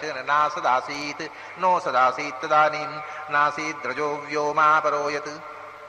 ಆವಾಗ ಪ್ರಳಯಕಾಲ ಯಾವುದು ಇರಲಿಲ್ಲ ಅಂದ್ರೆ ವ್ಯೋಮಾಪರೋಯತ್. ಅಪರವ್ಯೋಮ ಇರಲಿಲ್ಲ ಅಂದ್ರು, ಪರವ್ಯೋಮ ಇತ್ತು. ಅದು ನಾಶವಾಗುವುದಿಲ್ಲ ಪ್ರಳಯ ಕಾಲದಲ್ಲಿಯೂ. ಆ ಪರವ್ಯೋಮದಲ್ಲಿ ತುಂಬಿರತಕ್ಕಂಥ ಪುರುಷ ಶಬ್ದವಾಚ್ಯನಾದಂಥ ಭಗವಂತ ದೇವತಾ ಅಂತ. ಇದರಲ್ಲಿ 3 ವರ್ಗಗಳಿದೆ. ಪುರುಷನಾಮಕನಾದಂಥ ಭಗವಂತನಿಗೂ 3 ಪುರುಷತ್ರಯ ಮೀರಿ ಭಗವಂತನಿಗೆ 3 ಆಸ್ಪೆಕ್ಟ್ಗಳಿವೆ, 3 ವರ್ಗಗಳಿವೆ. ಪ್ರಥಮ ವರ್ಗದಲ್ಲಿ 5 ಮಂತ್ರ, 2ನೇ ವರ್ಗದಲ್ಲಿ 5 ಮಂತ್ರ, 3ನೇ ವರ್ಗದಲ್ಲಿ 6 ಋಗ್ವೇದದಲ್ಲಿ, 8 ಯಜುರ್ವೇದದಲ್ಲಿ, 6 ಅಥರ್ವವೇದದಲ್ಲಿ 6. ಈ 3 ವರ್ಗಗಳು ಪುರುಷನ ರೂಪ ಉಂಟಲ್ಲ, ಪುರುಷಾಖ್ಯಾನಿ ತ್ರೀರೂಪಾಣ್ಯತೋ ವಿದುಹು ಅಂತ. ವಿಷ್ಣೋ ಪುರುಷಾಖ್ಯಾನಿ 3 ರೂಪಾಣಿ ಅಂತ. ಪುರುಷನಾಮಕವಾದ 3 ರೂಪ ಇದೆ. ಒಂದು, ಬ್ರಹ್ಮಾಂಡ ಸೃಷ್ಟಿಯಾಗುವ ಮುಂಚೆ ಮಹತ್ತತ್ವವನ್ನು ಸೃಷ್ಟಿ ಮಾಡಿದ, ಅಂದ್ರೆ ಬ್ರಹ್ಮದೇವರನ್ನು ಸೃಷ್ಟಿ ಮಾಡಿರತಕ್ಕಂಥ, ವಾಸುದೇವ ರೂಪದಿಂದ ಬ್ರಹ್ಮದೇವರನ್ನು ಸೃಷ್ಟಿ ಮಾಡಿರತಕ್ಕಂಥ ಮೊದಲನೇ ರೂಪ. ಬ್ರಹ್ಮಾಂಡ ಸೃಷ್ಟಿಯ ಮೊದಲು ಬ್ರಹ್ಮದೇವರನ್ನು ಮಹತ್ತತ್ವವನ್ನು, ಚತುರ್ಮುಖ ಬ್ರಹ್ಮನನ್ನು ಮಹತ್ತತ್ವವನ್ನು ಸೃಷ್ಟಿ ಮಾಡಿದಂಥ ರೂಪ. ಪ್ರಥಮಂ ಮಹತಸ್ರಷ್ಟ್ರ, ಇದು ಒಂದು ರೂಪ ಭಗವಂತನದು. ಇನ್ನೂ ಬ್ರಹ್ಮಾಂಡ ಸೃಷ್ಟಿಯಾಗಲಿಲ್ಲ. ಬ್ರಹ್ಮಾಂಡಕ್ಕೆ ಮೂಲದ್ರವ್ಯವಾಗಿರತಕ್ಕಂಥ ಮಹತ್ತತ್ವ ಸೃಷ್ಟಿಯಾಯಿತು. ಮಹತ್ತತ್ವ ಅಭಿಮಾನಿ ಚತುರ್ಮುಖನ ಸೃಷ್ಟಿಯಾಯಿತು, ವಾಸುದೇವನಾಮಕ ರೂಪ. ಆಮೇಲೆ ದ್ವಿತೀಯಂತು ಅಂಡ ಸಂಸ್ಥಿತಂ, ಬ್ರಹ್ಮನ ಮೂಲಕ ಬ್ರಹ್ಮಾಂಡದ ಸೃಷ್ಟಿಯಾಯಿತು. ಬ್ರಹ್ಮಾಂಡದ ಒಳಗೆ ವ್ಯಾಪಿಸಿತು 2ನೇ ರೂಪ. ಒಂದು ಬ್ರಹ್ಮಾಂಡ ಸೃಷ್ಟಿಗೆ ಕಾರಣವಾದಂಥ ಮಹತ್ತತ್ವವನ್ನು ಸೃಷ್ಟಿ ಮಾಡಿದ ಪುರುಷನಾಮಕ ರೂಪ. ಮತ್ತೊಂದು ತೃತೀಯಂತು ಅಂಡ ಸಂಸ್ಥಿತಂ, ಬ್ರಹ್ಮಾಂಡವೆಂಬ ಪುರದೊಳಗೆ ಇರುವಂಥದ್ದು ಪುರುಷ ರೂಪ. 3ನೇದ್ದು ತೃತೀಯಂ ದೇಹಿನಾಂ ದೇಹೆ, ಬ್ರಹ್ಮಾಂಡದ ಒಳಗೆ ತುಂಬಿತು. ಬ್ರಹ್ಮಾಂಡದ ಒಳಗೆ ತುಂಬಿ ಪಿಂಡಾಂಡದೊಳಗೂ ತುಂಬಿತು, ಅದು 3ನೇ ರೂಪ. ದೇಹಿನಾಂ ದೇಹೆ, ಪ್ರತಿಯೊಂದು ಪಿಂಡಾಂಡದ ಒಳಗೂ ಇರತಕ್ಕಂಥದ್ದು 3ನೆಯ ಪುರುಷ ರೂಪ. ಅದು ಪ್ರತಿಯೊಬ್ಬ ವ್ಯಕ್ತಿಯ ಪುರದೊಳಗೆ, ಶರೀರದೊಳಗೆ, ಬ್ರಹ್ಮಾಂಡ ಪುರದೊಳಗೆ ತುಂಬಿದ ಪುರುಷ, ಬ್ರಹ್ಮಾಂಡ ಸೃಷ್ಟಿಗೆ ಕಾರಣನಾದ ಪುರುಷ, ಬ್ರಹ್ಮಾಂಡದೊಳಗೆ ತುಂಬಿದ ಪುರುಷ, ಬ್ರಹ್ಮಾಂಡದೊಳಗಿರುವ ಒಂದೊಂದು ಪಿಂಡಾಂಡದೊಳಗೆ ತುಂಬಿದ ಪುರುಷ. ಹೀಗೆ ಪುರುಷತ್ರಯ ಮೀರಿತಂ. ಈ 3 ಪುರುಷರೇ 3 ವರ್ಗಗಳಲ್ಲಿ ಪ್ರತಿಪಾದ್ಯರಾಗಿ ಬಂತು. ಈ ಪುರುಷ ಸೂಕ್ತವನ್ನ ಯಾವ ಅನುಷ್ಠಾನಕ್ಕೆ ಹಿಂದೆ ಬಳಸ್ತಿದ್ರು ಅಂದ್ರೆ, ಇದು ಒಂದು ರೋಚಕವಾದ ವಿಷಯ. ಇದರ ಪ್ರಯೋಜನ ಯಾವುದಕ್ಕೆ ಬಳಸ್ತಿದ್ರು ಅಂತ ಅಂದ್ರೆ, ನಿಷ್ಕಾಮನೆಯಿಂದ ಪುರುಷ ಸೂಕ್ತವನ್ನು ಪಠಿಸಬೇಕು, ಅದು ಒಂದು ವಿಷಯ. ಫಲಕಾಮನೆಯಿಂದಲೂ ಈ ಪುರುಷ ಸೂಕ್ತವನ್ನು ಪಠಿಸ್ತಿದ್ರು. ಯಾವುದೋ ಫಲಕಾಮನೆಗೋಸ್ಕರ, ಯಾವ ಫಲಕಾಮನೆಗೋಸ್ಕರ ಪುರುಷ ಸೂಕ್ತವನ್ನು ಹೇಗೆ ವಿನಿಯೋಗಿಸ್ತಿದ್ರು ಅಂತ. ಪ್ರಾಯಶ್ಚಿತ್ 10 ಫಲಗಳನ್ನು ಹೇಳಿದ್ದಾರೆ ಇದಕ್ಕೆ. 10 ವಿಧಾನಗಳು, 10 ವಿಧಿಗಳಲ್ಲಿ ಪ್ರಾಯಶ್ಚಿತ್ತೇ ಜಪೇ ಚೈವ ವಿಷ್ಣೋ ಆರಾಧನೆ ತಥಾ ಮೋಕ್ಷೇ ವಶ್ಯೇ ಅಗ್ನಿಪಸ್ಥಾನೆ ಪುತ್ರ ಪ್ರಾಪಣೇಪಿ ಚ ಸರ್ವಕಾಮ ಫಲಾವಾಪ್ತೌ ಆರೋಗ್ಯೇ ಮೃತ್ಯುನಾಶನೆ ಏತೇಷು ಅರ್ಥೇಷು ಇದಂ ಸೂಕ್ತಂ ಮುನಯೋ ವಿನಿಯುಂಜತೆ. ಪೂರ್ಣ ಸೂಕ್ತವನ್ನು ಯಾವ್ಯಾವುದಲ್ಲಿ ಬಳಸಬಹುದು ಅಂದ್ರೆ, ಮೊದಲನೇದು ಹೇಳಿದ್ರು ಪ್ರಾಯಶ್ಚಿತ್ತೇ, ಕರ್ಮಲೋಪ ಆದರೆ, ಏನಾದರೂ ಪಾತಕ ನಡೆದರೆ ಪಾತಕ ಪ್ರಾಯಶ್ಚಿತ್ತವಾಗಿ. ಪ್ರಾಯಶ್ಚಿತ್ತಂತೂ ತಸ್ಯೋಕ್ತಂ ಹರಿ ಸಂಸ್ಮರಣಂ ಪರಂ. ಮುಖ್ಯವಾಗಿ ಎಲ್ಲ ಪಾಪಗಳಿಗೂ ಪ್ರಾಯಶ್ಚಿತ್ತ ಅಂದ್ರೆ ಹೋಮ ಹವನ ಅಲ್ಲ, ಭಗವಂತನಿಗೆ ನಾನು ಮಾಡಿದ ತಪ್ಪನ್ನು ಕ್ಷಮಿಸು ಅಂತ ಶರಣಾಗಿ ಹರಿಸ್ಮರಣೆ ಮಾಡುವುದೇ ಪ್ರಾಯಶ್ಚಿತ್ತ ಅನ್ನೋದು ಸರ್ವಶಾಸ್ತ್ರಗಳ ನಿರ್ಣಯ. ಬಹಳ ಮಹತ್ವದ ಹರಿಸ್ಮರಣೆ ಅಂದ್ರೆ, ಭಗವಂತನ ಸ್ಮರಣೆ ಅಂದ್ರೆ ಪುರುಷ ಸೂಕ್ತ ಅನ್ನೋದು ಮಹಾಮಂತ್ರ, ಭಗವಂತನ ಮಂತ್ರಗಳಲ್ಲಿ ಮಹಾಮುಖ್ಯ ಮಂತ್ರ. ಆದ್ದರಿಂದ ಪ್ರಾಯಶ್ಚಿತ್ತೇ ಎಂದು ಸರ್ವ ಪ್ರಾಯಶ್ಚಿತ್ತಕ್ಕೂ ಏನು ಪಾಪ ನಡೆದ್ರು, ಏನು ಲೋಪ ನಡೆದ್ರು, ಈಗ ಕ್ರಿಯಾಲೋಪ ನಡೆದ್ರು, ಅದಕ್ಕೆ ಪ್ರಾಯಶ್ಚಿತ್ತವಾಗಿ ಪುರುಷ ಸೂಕ್ತವನ್ನು ಪಠನೆ ಮಾಡುವುದು. ನಮ್ಮಲ್ಲಿ ಕರ್ಮ ಸಾಂಗ ಆಗೋದಕ್ಕಿಂತ ಲೋಪ ಆಗೋದೇ ಹೆಚ್ಚು ಯಾವಾಗಲೂ. ಆದ್ದರಿಂದ ಕೊನೆಗೆ ನಮ್ದು ಎಲ್ಲಕ್ಕಿಂತ ಮುಖ್ಯ ಯಾವುದು ಅಂದ್ರೆ ನಾಮತ್ರಯ ಜಪಮ ಹಂಗರಿಷೆ ಅಚ್ಯುತಾಯ ನಮಃ ಅನಂತಾಯ ನಮಃ ಗೋವಿಂದಾಯ ಒದಗಟ್ಟಿ. ಯಾಕಂದ್ರೆ ಮೊದಲೆಲ್ಲ ಲೋಪ ಆಗೇ ಇರುತ್ತೆ, ಕಡೆಯಲ್ಲಿದ್ರೆ ಆ ನಾಮತ್ರಯ ಜಪದಲ್ಲಿಯೂ ಲೋಪವೇ. ಅದು ಸರಿಯಾಗಿ ಹೇಳೋದ್ರಿಂದ ಅವರ ಅಚ್ಯುತ ಅನಂತ ಶಬ್ದವು ಸರಿಯಾಗಿ ಬಾಯಿಂದ ಬರೋಲ್ಲ, ಎಲ್ಲವೂ ಲೋಪವೇ. ಲೋಪ ಆದರೆ ಪ್ರಾಯಶ್ಚಿತ್ತ ಏನು ಅಂದ್ರೆ, ಆಪಸ್ತಂಬರು ಸ್ಮೃತಿಕಾರ ಹೇಳ್ತಾರೆ, ಯತ್ರ ಯತ್ರ ಕರ್ಮಭ್ರೇಷೋ ವಾ ಯಜುರ್ಘೋಷೋ ವಾ ತತ್ರ ಪುರುಷಂ ಸ್ಮರೇತ್ ಪುರುಷ ಸೂಕ್ತ ಮುಚ್ಚರೇತ್. ಯತ್ರ ಯತ್ರ ಕರ್ಮಭ್ರೇಷ, ಯಾವ ಯಾವ ಕ್ರಿಯಾಲೋಪ ಆಯಿತು, ಯಜುರ್ಭ್ರೇಷ ಯಜ್ಞದಲ್ಲಿ ಏನಾದರೂ ಲೋಪ ಆದರೆ ಪ್ರಾಯಶ್ಚಿತ್ತ ಏನು? ಯಜ್ಞದಲ್ಲಿ ಒಂದು ಕ್ರಿಯಾಲೋಪ ಆಗಿಬಿಟ್ಟಿತು ಅಂತಂದ್ರೆ ಅನರ್ಥ ಆಗಿಬಿಡುತ್ತೆ. ಏನ್ ಮಾಡ್ಬೇಕು? ಯತ್ರ ಯತ್ರ ಕರ್ಮಭ್ರೇಷೋ ವಾ ಯಜುರ್ಭ್ರೇಷೋ ವಾ ತತ್ರ ಪುರುಷಂ ಸ್ಮರೇತ್ ಪುರುಷ ಸೂಕ್ತಂ ಉಚ್ಚರೇತ್. ಪುರುಷನನ್ನು ಸ್ಮರಣೆ ಮಾಡಿ ಪುರುಷ ಸೂಕ್ತವನ್ನು ಹೇಳು. ಪುರುಷ ಸೂಕ್ತ ಪಠನ ಮಾಡಿಬಿಟ್ರೆ ಏನು ಕ್ರಿಯಾಲೋಪ ಆಯಿತು ಯಜ್ಞದಲ್ಲಿ, ಆ ಅಂಗವೈಕಲ್ಯ ಪೂರ್ಣವಾಗಿ ಪರಿಪೂರ್ಣವಾಯಿತು, ಲೋಪ ಪರಿಹಾರ ಆಯಿತು. ಯಾಕಂದ್ರೆ ಇದು ಕೆಲಸ ಯಾರದು? ಹೋತೃ ಅಧ್ವರ್ಯು, ಆಮೇಲೆ ಉದ್ಗಾತೃ ಬ್ರಹ್ಮ ಅಂತ ಇರ್ತಾನೆ. 4 ಜನ. ಹೋತೃ ಮಂತ್ರಗಳನ್ನು ಪಠಿಸ್ತಾನೆ, ಅಧ್ವರ್ಯು ಯಜುರ್ವೇದದ ಅಧ್ವರ್ಯು ಆಹುತಿಗಳನ್ನು ಕೊಡ್ತಾನೆ, ಉದ್ಗಾತೃ ಸಾಮಗಾನ ಮಾಡ್ತಾ ಇರ್ತಾನೆ. ಈ ಬ್ರಹ್ಮ ಇದ್ದಾನಲ್ಲ 4ನೇ ಪುರೋಹಿತ, ಅವನು ಸೂಪರ್ವೈಸರ್ ಅಂತ ಏನು ಇವತ್ತು ಹೇಳ್ತೇವೆ ನಾವು, ಆ ಕೆಲಸ. ಯಜ್ಞದಲ್ಲಿ ಎಲ್ಲಿಯೂ ಕ್ರಿಯಾಲೋಪ ಆಗದಂತೆ ನೋಡಿಕೊಳ್ಳೋದು ಮಾತ್ರ ಅವನಿಗೆ, ಬೇರೆ ಏನೂ ಕೆಲಸ ಇಲ್ಲ. ಸ್ವತಃ ಕೂತು ಆಹುತಿ ಕೊಡ್ಲಿಕ್ಕಿಲ್ಲ, ಸ್ವತಃ ಮಂತ್ರ ಹೇಳಲಿಕ್ಕಿಲ್ಲ. ಬ್ರಹ್ಮ ಋಗ್ಯಜು ಸಾಮ ಹೋತೃಗಳು ಉದ್ಗಾತೃಗಳು ಅಧ್ವರಿಗಳು ಮಾಡಿದಂತಹ ಕ್ರಿಯೆಯಲ್ಲಿ ಎಲ್ಲಿಯೂ ಏನೂ ಲೋಪ ಆಗದಂತೆ ಅವನು ತ್ರಿವೇದಜ್ಞನಾಗಿರ್ಬೇಕು. ಕ್ರಿಯಾಲೋಪ ಆಗದಂತೆ ನೋಡಿಕೊಂಡಿರ್ಬೇಕು. ಕ್ರಿಯಾಲೋಪ ಆದರೆ ಆ ಕ್ರಿಯಾಲೋಪವನ್ನು ಪರಿಹಾರ ಮಾಡಿ ಅದಕ್ಕೆ ಬೇಕಾದ ಪ್ರಾಯಶ್ಚಿತ್ತವನ್ನು ಮಾಡತಕ್ಕಂಥ ಕೆಲಸ ಬ್ರಹ್ಮನದ್ದು. ಆ ಬ್ರಹ್ಮ ಏನು ಮಾಡಬೇಕು ಪ್ರಾಯಶ್ಚಿತ್ತ ಅಂದ್ರೆ? ಬೇರೆ ಬೇರೆ ಪ್ರಾಯಶ್ಚಿತ್ತವನ್ನು ಹೇಳಿದ್ದಾರೆ. ಇದು ಬಹಳ ಮುಖ್ಯವಾದ ಪ್ರಾಯಶ್ಚಿತ್ತ ಅಂದ್ರೆ, ಯತ್ರ ಯತ್ರ ಕರ್ಮಭ್ರೇಷೋ ವಾ ಯಜುರ್ಭ್ರೇಷೋ ವಾ ತತ್ರ ಪುರುಷಂ ಸ್ಮರೇತ್ ಪುರುಷ ಸೂಕ್ತಂ ಉಚ್ಚರೇತ್. ಪುರುಷ ಸೂಕ್ತವನ್ನು ಉಚ್ಚಾರ ಮಾಡಿ ಪುರುಷನಾಮಕನಾದ ಭಗವಂತನ ಸ್ಮರಣೆ ಮಾಡಿಬಿಟ್ರೆ ಎಲ್ಲ ಕರ್ಮಗಳ ಕ್ರಿಯಾ ವೈಕಲ್ಯ ಅಂಗವೈಕಲ್ಯ ಏನಾಯಿತು ಅದು ಪರಿಹಾರವಾಗಿ ಸಾಂಗತ್ವ ಪ್ರಾಪ್ತಿಯಾಗ್ತದೆ ಅಂತ ಇದು ಪ್ರಾಯಶ್ಚಿತ್ತದಲ್ಲಿ. ಮತ್ತೆ ಇನ್ನೊಂದು ಕಡೆಯಲ್ಲಿ ಹೇಳಿದ್ದಾರೆ ಬೇರೆ ರೀತಿಯಿಂದ, ಜಪ್ತ್ವಾ ಪುರುಷ ಸೂಕ್ತಂ ವೈ ಗುರುತಲ್ಪಾದ್ ವಿಮುಚ್ಯತೆ ಅಂತ. ಮಹಾಪಾದ್ ಇದು ಯಜ್ಞದ ಕ್ರಿಯಾಲೋಪ. ಮಹಾ ಮಾಡಬಾರದ ಅಕೃತ್ಯ ಆಗಿ ಹೋಯಿತು ಅಂತ ಇಟ್ಟುಕೊಳ್ಳೋಣ. ಇದು ಏನು ಗೊತ್ತಾ? ಇದರಲ್ಲಿ ಒಂದು ವಿಷಯ ನಾನು ಮೊದಲು ಹೇಳಬೇಕು. ನಮ್ಮಲ್ಲಿ ಏನಾಗಿದೆ, ಪ್ರಾಯಶ್ಚಿತ್ತ ಉಂಟು ಅಂತ ಪಾಪ ಮಾಡುವುದಲ್ಲ. ಪಾಪ ಮಾಡಿದ್ರೆ ತೊಂದರೆ ಇಲ್ರಿ, ಅದಕ್ಕೆ ಪ್ರಾಯಶ್ಚಿತ್ತ ಉಂಟು. ಸುಳ್ಳು ಹೇಳಿದ್ರೆ ಅದು ಪ್ರಾಯಶ್ಚಿತ್ತ ಉಂಟು. ಗುರುತಲ್ಪ ಗಮನ ಮಾಡಿದ್ರೆ ಅದು ಪ್ರಾಯಶ್ಚಿತ್ತ ಉಂಟು. ಮಾಡಿದ್ರೆ ಸರಿ, ಪುರೋಹಿತರು ದುಡ್ಡು ಕೊಟ್ಟರೆ ಮಾಡ್ತಾರೆ. ಪ್ರಾಯಶ್ಚಿತ್ತ ಉಂಟು ಅಂತ ಪಾಪ ಮಾಡುವುದಲ್ಲ. ಪ್ರಾಯಶ್ಚಿತ್ತ ಉಂಟು ಅಂತ ಮಾಡಿದ ಪಾಪಕ್ಕೆ ಪ್ರಾಯಶ್ಚಿತ್ತವೇ ಇಲ್ಲ. ಪಾಪ ಮಾಡಿ ತಪ್ಪು ಮಾಡಿದನಲ್ಲ ಅಂತ ಪಶ್ಚಾತ್ತಾಪ ಬಂದಾಗ ಪ್ರಾಯಶ್ಚಿತ್ತ. ಇದು ಪಾಪ ಮಾಡುವುದು, ಪ್ರಾಯಶ್ಚಿತ್ತ ಮಾಡುವುದು, ಮತ್ತೆ ಮರು ದಿವಸ ನಾಳೆ ಪ್ರಾಯಶ್ಚಿತ್ತ ಮಾಡಿ ಸರಿ ಇನ್ನೊಂದ್ಸರ್ತಿ ಮಾಡೋಣ. ಪ್ರಾಯಶ್ಚಿತ್ತ ಅನ್ನೋದು ಯಾವಾಗಲೂ ಪಶ್ಚಾತ್ತಾಪದಿಂದ ಮಾತ್ರ. ಪಶ್ಚಾತ್ತಾಪ ಬಂದವನಿಗೆ ಮಾತ್ರ ಪ್ರಾಯಶ್ಚಿತ್ತ. ನನ್ನಿಂದ ಇಂಥ ತಪ್ಪಾಗಿ ಹೋಯಿತು, ಇನ್ನೆಂದೆಂದೂ ಇಂಥ ತಪ್ಪು ಮಾಡುವುದಿಲ್ಲ, ಒಮ್ಮೆ ಆದ ತಪ್ಪನ್ನು ಕ್ಷಮಿಸು ದೇವರೇ ಅಂತ ಹೇಳುವವನಿಗೆ ಮಾತ್ರ ಪ್ರಾಯಶ್ಚಿತ್ತ ಹೊರತು ದಿನಾ ತಪ್ಪು ಮಾಡುವುದು, ಭಾನುವಾರ ಹೋಗಿ ಕನ್ಫೆಷನ್ ಮಾಡಿದರೆ ಪ್ರಾಯಶ್ಚಿತ್ತ ಆಗುವುದಿಲ್ಲ. ಅದು ಮತ್ತೆ ಪ್ರಾಯಶ್ಚಿತ್ತವನ್ನು ಗುಟ್ಟಿನಲ್ಲಿ ಮಾಡಬಾರದು, ಬಹಿರಂಗವಾಗಿ ಮಾಡಬೇಕು. ಕನ್ಫೆಷನ್ ಮಸ್ಟ್ ಬಿ ಪಬ್ಲಿಕ್, ಎಲ್ಲರ ಮುಂದೆ ಅದು ಸಾರ್ವಜನಿಕವಾಗಿರಬೇಕು. ಎಲ್ಲರ ಮುಂದೆ ನಾನು ತಪ್ಪು ಮಾಡಿದೆ ಕ್ಷಮಿಸು ಅಂತ ಹೇಳಿಕೊಂಡು ಅದನ್ನು ಪ್ರಾಯಶ್ಚಿತ್ತ. ಅಂಥ ಸಂದರ್ಭದಲ್ಲಿ ಇವನು ಹೇಳಿದ್ರೆ ಮುಚ್ಯತೆ ಗುರುತಲ್ಪಗಃ ಸ್ಮೃತ್ವಾತು ಜಪ್ತ್ವಾತು ಪೌರುಷಂ ಸೂಕ್ತಂ ಮುಚ್ಯತೆ ಗುರುತಲ್ಪಗ. ಇದರ ಅರ್ಥ ಗುರುತಲ್ಪ ಅನ್ನುವಂಥದ್ದು ಬ್ರಹ್ಮತ್ಯ ಅನ್ನೋದು ಮಹಾಪಾತಕಗಳಲ್ಲಿ ಸೇರಿತು. ಗುರುಪತ್ನಿ ಗಮನ ಬ್ರಹ್ಮತ್ಯಾದಂತಹ ಪಾತಕ ಅಕಸ್ಮಾತ್ತಾಗಿ ಆಯಿತು ಅಂತ ಇಟ್ಕೊಳ್ಳಿ, ಅಜ್ಞಾನಾತ್ ಪ್ರಮಾದಾತ್. ಆಮೇಲೆ ಇಂಥ ತಪ್ಪಾಯ್ತಲ್ಲ ಅಂತ ಪಶ್ಚಾತ್ತಾಪ ಬಂತು. ಅಯ್ಯೋ ಇದರಿಂದ ಪರಿಹಾರ ಏನು, ನಾನು ಎಂದೆಂದೂ ಪರಿಹಾರ ಇಲ್ಲದಂಥ ಒಂದು ತಪ್ಪು ಮಾಡಿಬಿಟ್ನಲ್ಲ ಅಂತ ಅಕಸ್ಮಾತ್ತಾಗಿ ಎಲ್ಲಾದರೂ ಅಂಥ ತಪ್ಪು ನಡೆದರೆ, ಈಗ ಆಯ್ತಲ್ಲ ವೈಶಂಪಾಯನರಿಗೆ ಬ್ರಹ್ಮಹತ್ಯ ಬಂತು, ತಮ್ಮ ಶಿಷ್ಯರದ ಪರಿಹಾರ. ಅಕಸ್ಮಾತ್ ಒಂದು ಹುಡುಗ ಬ್ರಾಹ್ಮಣ ಕುಮಾರ ಅವರ ಕಾಲಿಗೆ ಎಡವಿ ಕೆಳಕ್ ಬಿದ್ದು ಸತ್ತು ಹೋದ. ಇದು ಬೇಕು ಅಂತ ಅಲ್ಲಿ ಬ್ರಹ್ಮಹತ್ಯೆ ಬಂತು. ವೈಶಂಪಾಯಂದ್ರೆ ಹೇಳ್ತಾನೆ, ನನಗೊಂದು ಬ್ರಹ್ಮಹತ್ಯೆ ಬಂತಪ್ಪ, ಬ್ರಾಹ್ಮಣ ಒಟ್ಟು ಸತ್ತು ಹೋದ, ನನ್ನ ಕಾಲ್ ತಾಗಿ ಕೆಳಕ್ ಬಿದ್ದು ಬಿಟ್ಟ. ಅದು ಎಲ್ಲೋ ಹಿಮಾಲಯದಲ್ಲಿ ಕೆಳಗೆ ಉರುಳಿ ಬಿಟ್ಬಿಟ್ಟು ನಾನು ಕೆಳಕ್ಕೆ ಬಿದ್ದವನು ಎಲ್ಲ ಮೂರು ಸತ್ತು ಹೋದ. ಆಗ ಅದಕ್ಕೆ ಬ್ರಹ್ಮಹತ್ಯೆ ಪ್ರಾಯಶ್ಚಿತ್ತ ಮಾಡ್ರಿ ಅಂತ ಶಿಷ್ಯರ ಹತ್ರ ಹೇಳಿ ಮಾಡಿಸಿದ್ದಾರೆ. ಆ ರೀತಿ ಅಬುದ್ಧಿಪೂರ್ವಕವಾಗಿ ಅಕಸ್ಮಾತ್ತಾಗಿಯೋ ಯಾವುದೋ ಒಂದು ಬಲವಂತದಿಂದ ನಡೆದು ಹೋದರೆ ಮತ್ತು ಅದಕ್ಕೆ ಮನಸ್ಸು ತುಂಬಾ ಚಡಪಡಿಸಿ ಪ್ರಾಯಶ್ಚಿತ್ತಕ್ಕಾಗಿ ಹಾತುರದಾಗ ಪಶ್ಚಾತ್ತಾಪ ಪಟ್ಟಾಗ ಪುರುಷ ಸೂಕ್ತ ಪಠಣದಿಂದ ನೀನು ಎಂಥ ಮಹಾಪಾಪವನ್ನು ಪರಿಹರಿಸಿಕೊಳ್ಳಬಲ್ಲೆ. ಪ್ರಾಯಶ್ಚಿತ್ತ ಅದು. ಇದಕ್ಕಿಂತ ದೊಡ್ಡ ಪ್ರಾಯಶ್ಚಿತ್ತವೇ ಇಲ್ಲ ಅಂತ. ಇದು ಪ್ರಾಯಶ್ಚಿತ್ತೆ. ಎರಡನೇದ್ದು ಜಪೇ ಚೈವ, ಪುರುಡ ಸೂಕ್ತ ಜಪ ಮಹಾಮಂತ್ರಗಳಲ್ಲಿ ಸೇರಿದೆ ಪುರುಡ ಸೂಕ್ತ. ಆದ್ದರಿಂದ ಅದನ್ನ ಜಪಕ್ಕೆ ಎರಡು ವಿಧ, ಒಂದು ಬಾಹ್ಯ ಜಪ, ಒಂದು ಅಂತರಂಗ ಜಪ. ಎರಡಕ್ಕೂ ಹೇಳ್ತಾರೆ ಬ್ರಹ್ಮಯಜ್ಞೆ ಜಪೇತ್ ಸೂಕ್ತಂ ಪೌರುಷಂ ಚಿಂತಯನ್ ಹರಿಂ. ಬ್ರಹ್ಮಯಜ್ಞ ಮಾಡುವಾಗ ಎಲ್ಲ ವೇದ ಮಂತ್ರಗಳನ್ನು ಹೇಳಬೇಕಲ್ಲ. ಸಾಮಾನ್ಯವಾಗಿ ಅದಕ್ಕೆ ಏನು ಅಂದರೆ ಒಂದೊಂದು ಮೊದಲನೇ ಸೂಕ್ತ ಹೇಳ್ತಾರೆ. ಅಗ್ನಿಮೀಳೆ ಪುರೋಹಿತಂ ಯಜ್ಞಸ ದೇವಮೃತ್ಯುಜಂ ಅದನ್ನು ಹೇಳಿದರು. ಆಮೇಲೆ ವಿಷಯ ತೋರಿಸಿತ್ತು ವಾಯುವಸ್ತು, ಆಮೇಲೆ ಅಗ್ನಾಯ ಹಿವಿದೇಗಳ ಎಲ್ಲ ವೇದಗಳ ಮೊದಲನೇ ಮಂತ್ರವನ್ನು ಹೇಳೋದು, ಪುರಾಣದ್ದು ಮೊದಲನೇ ಮಂತ್ರ ಹೇಳೋದು, ಭಾರತದ್ದು, ರಾಮಾಯಣದ್ದು, ಭಾಗವತದ್ದು ಮೊದಲನೇ ಶ್ಲೋಕ ಹೇಳೋದು. ಹೀಗೆ ಎಲ್ಲ ಗ್ರಂಥಗಳನ್ನು ನೆನಪಿಸು. ಬ್ರಹ್ಮಯಜ್ಞ ಅಂದರೆ ವೇದಾಧ್ಯಯನ ಮಾಡಿರ್ತಕ್ಕ ವೇದಾಧ್ಯಯನವನ್ನು ನೆನಪಿಸಿಕೊಂಡು ಅದರಿಂದ ಭಗವಂತನ ಆರಾಧನೆ ಮಾಡೋದು.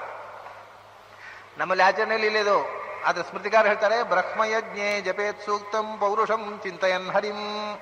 ಬ್ರಹ್ಮಯಜ್ಞದಲ್ಲಿ ಪುರುಷ ಸೂಕ್ತವನ್ನು ಪಠನೆ ಮಾಡಿದ ಸಮಸ್ತ ವೇದ ಪಠನೆ, ಇಡೀ ವೇದ ಪಠನೆ ಮಾಡಬೇಕು. ಬ್ರಹ್ಮಯಜ್ಞ ಅಂದ್ರೆ ವೇದದೇ ಆರಾಧನೆ. ಇಡೀ ವೇದವನ್ನು ಪಠನೆ ಮಾಡ್ಲಿಕ್ಕೆ ಆಗದಕ್ಕೆ ನಾವು ವೇದ ಮೊದಲನೇ ಶುರುವಿನ ಮಂತ್ರವನ್ನು ಹೇಳ್ತೇವೆ.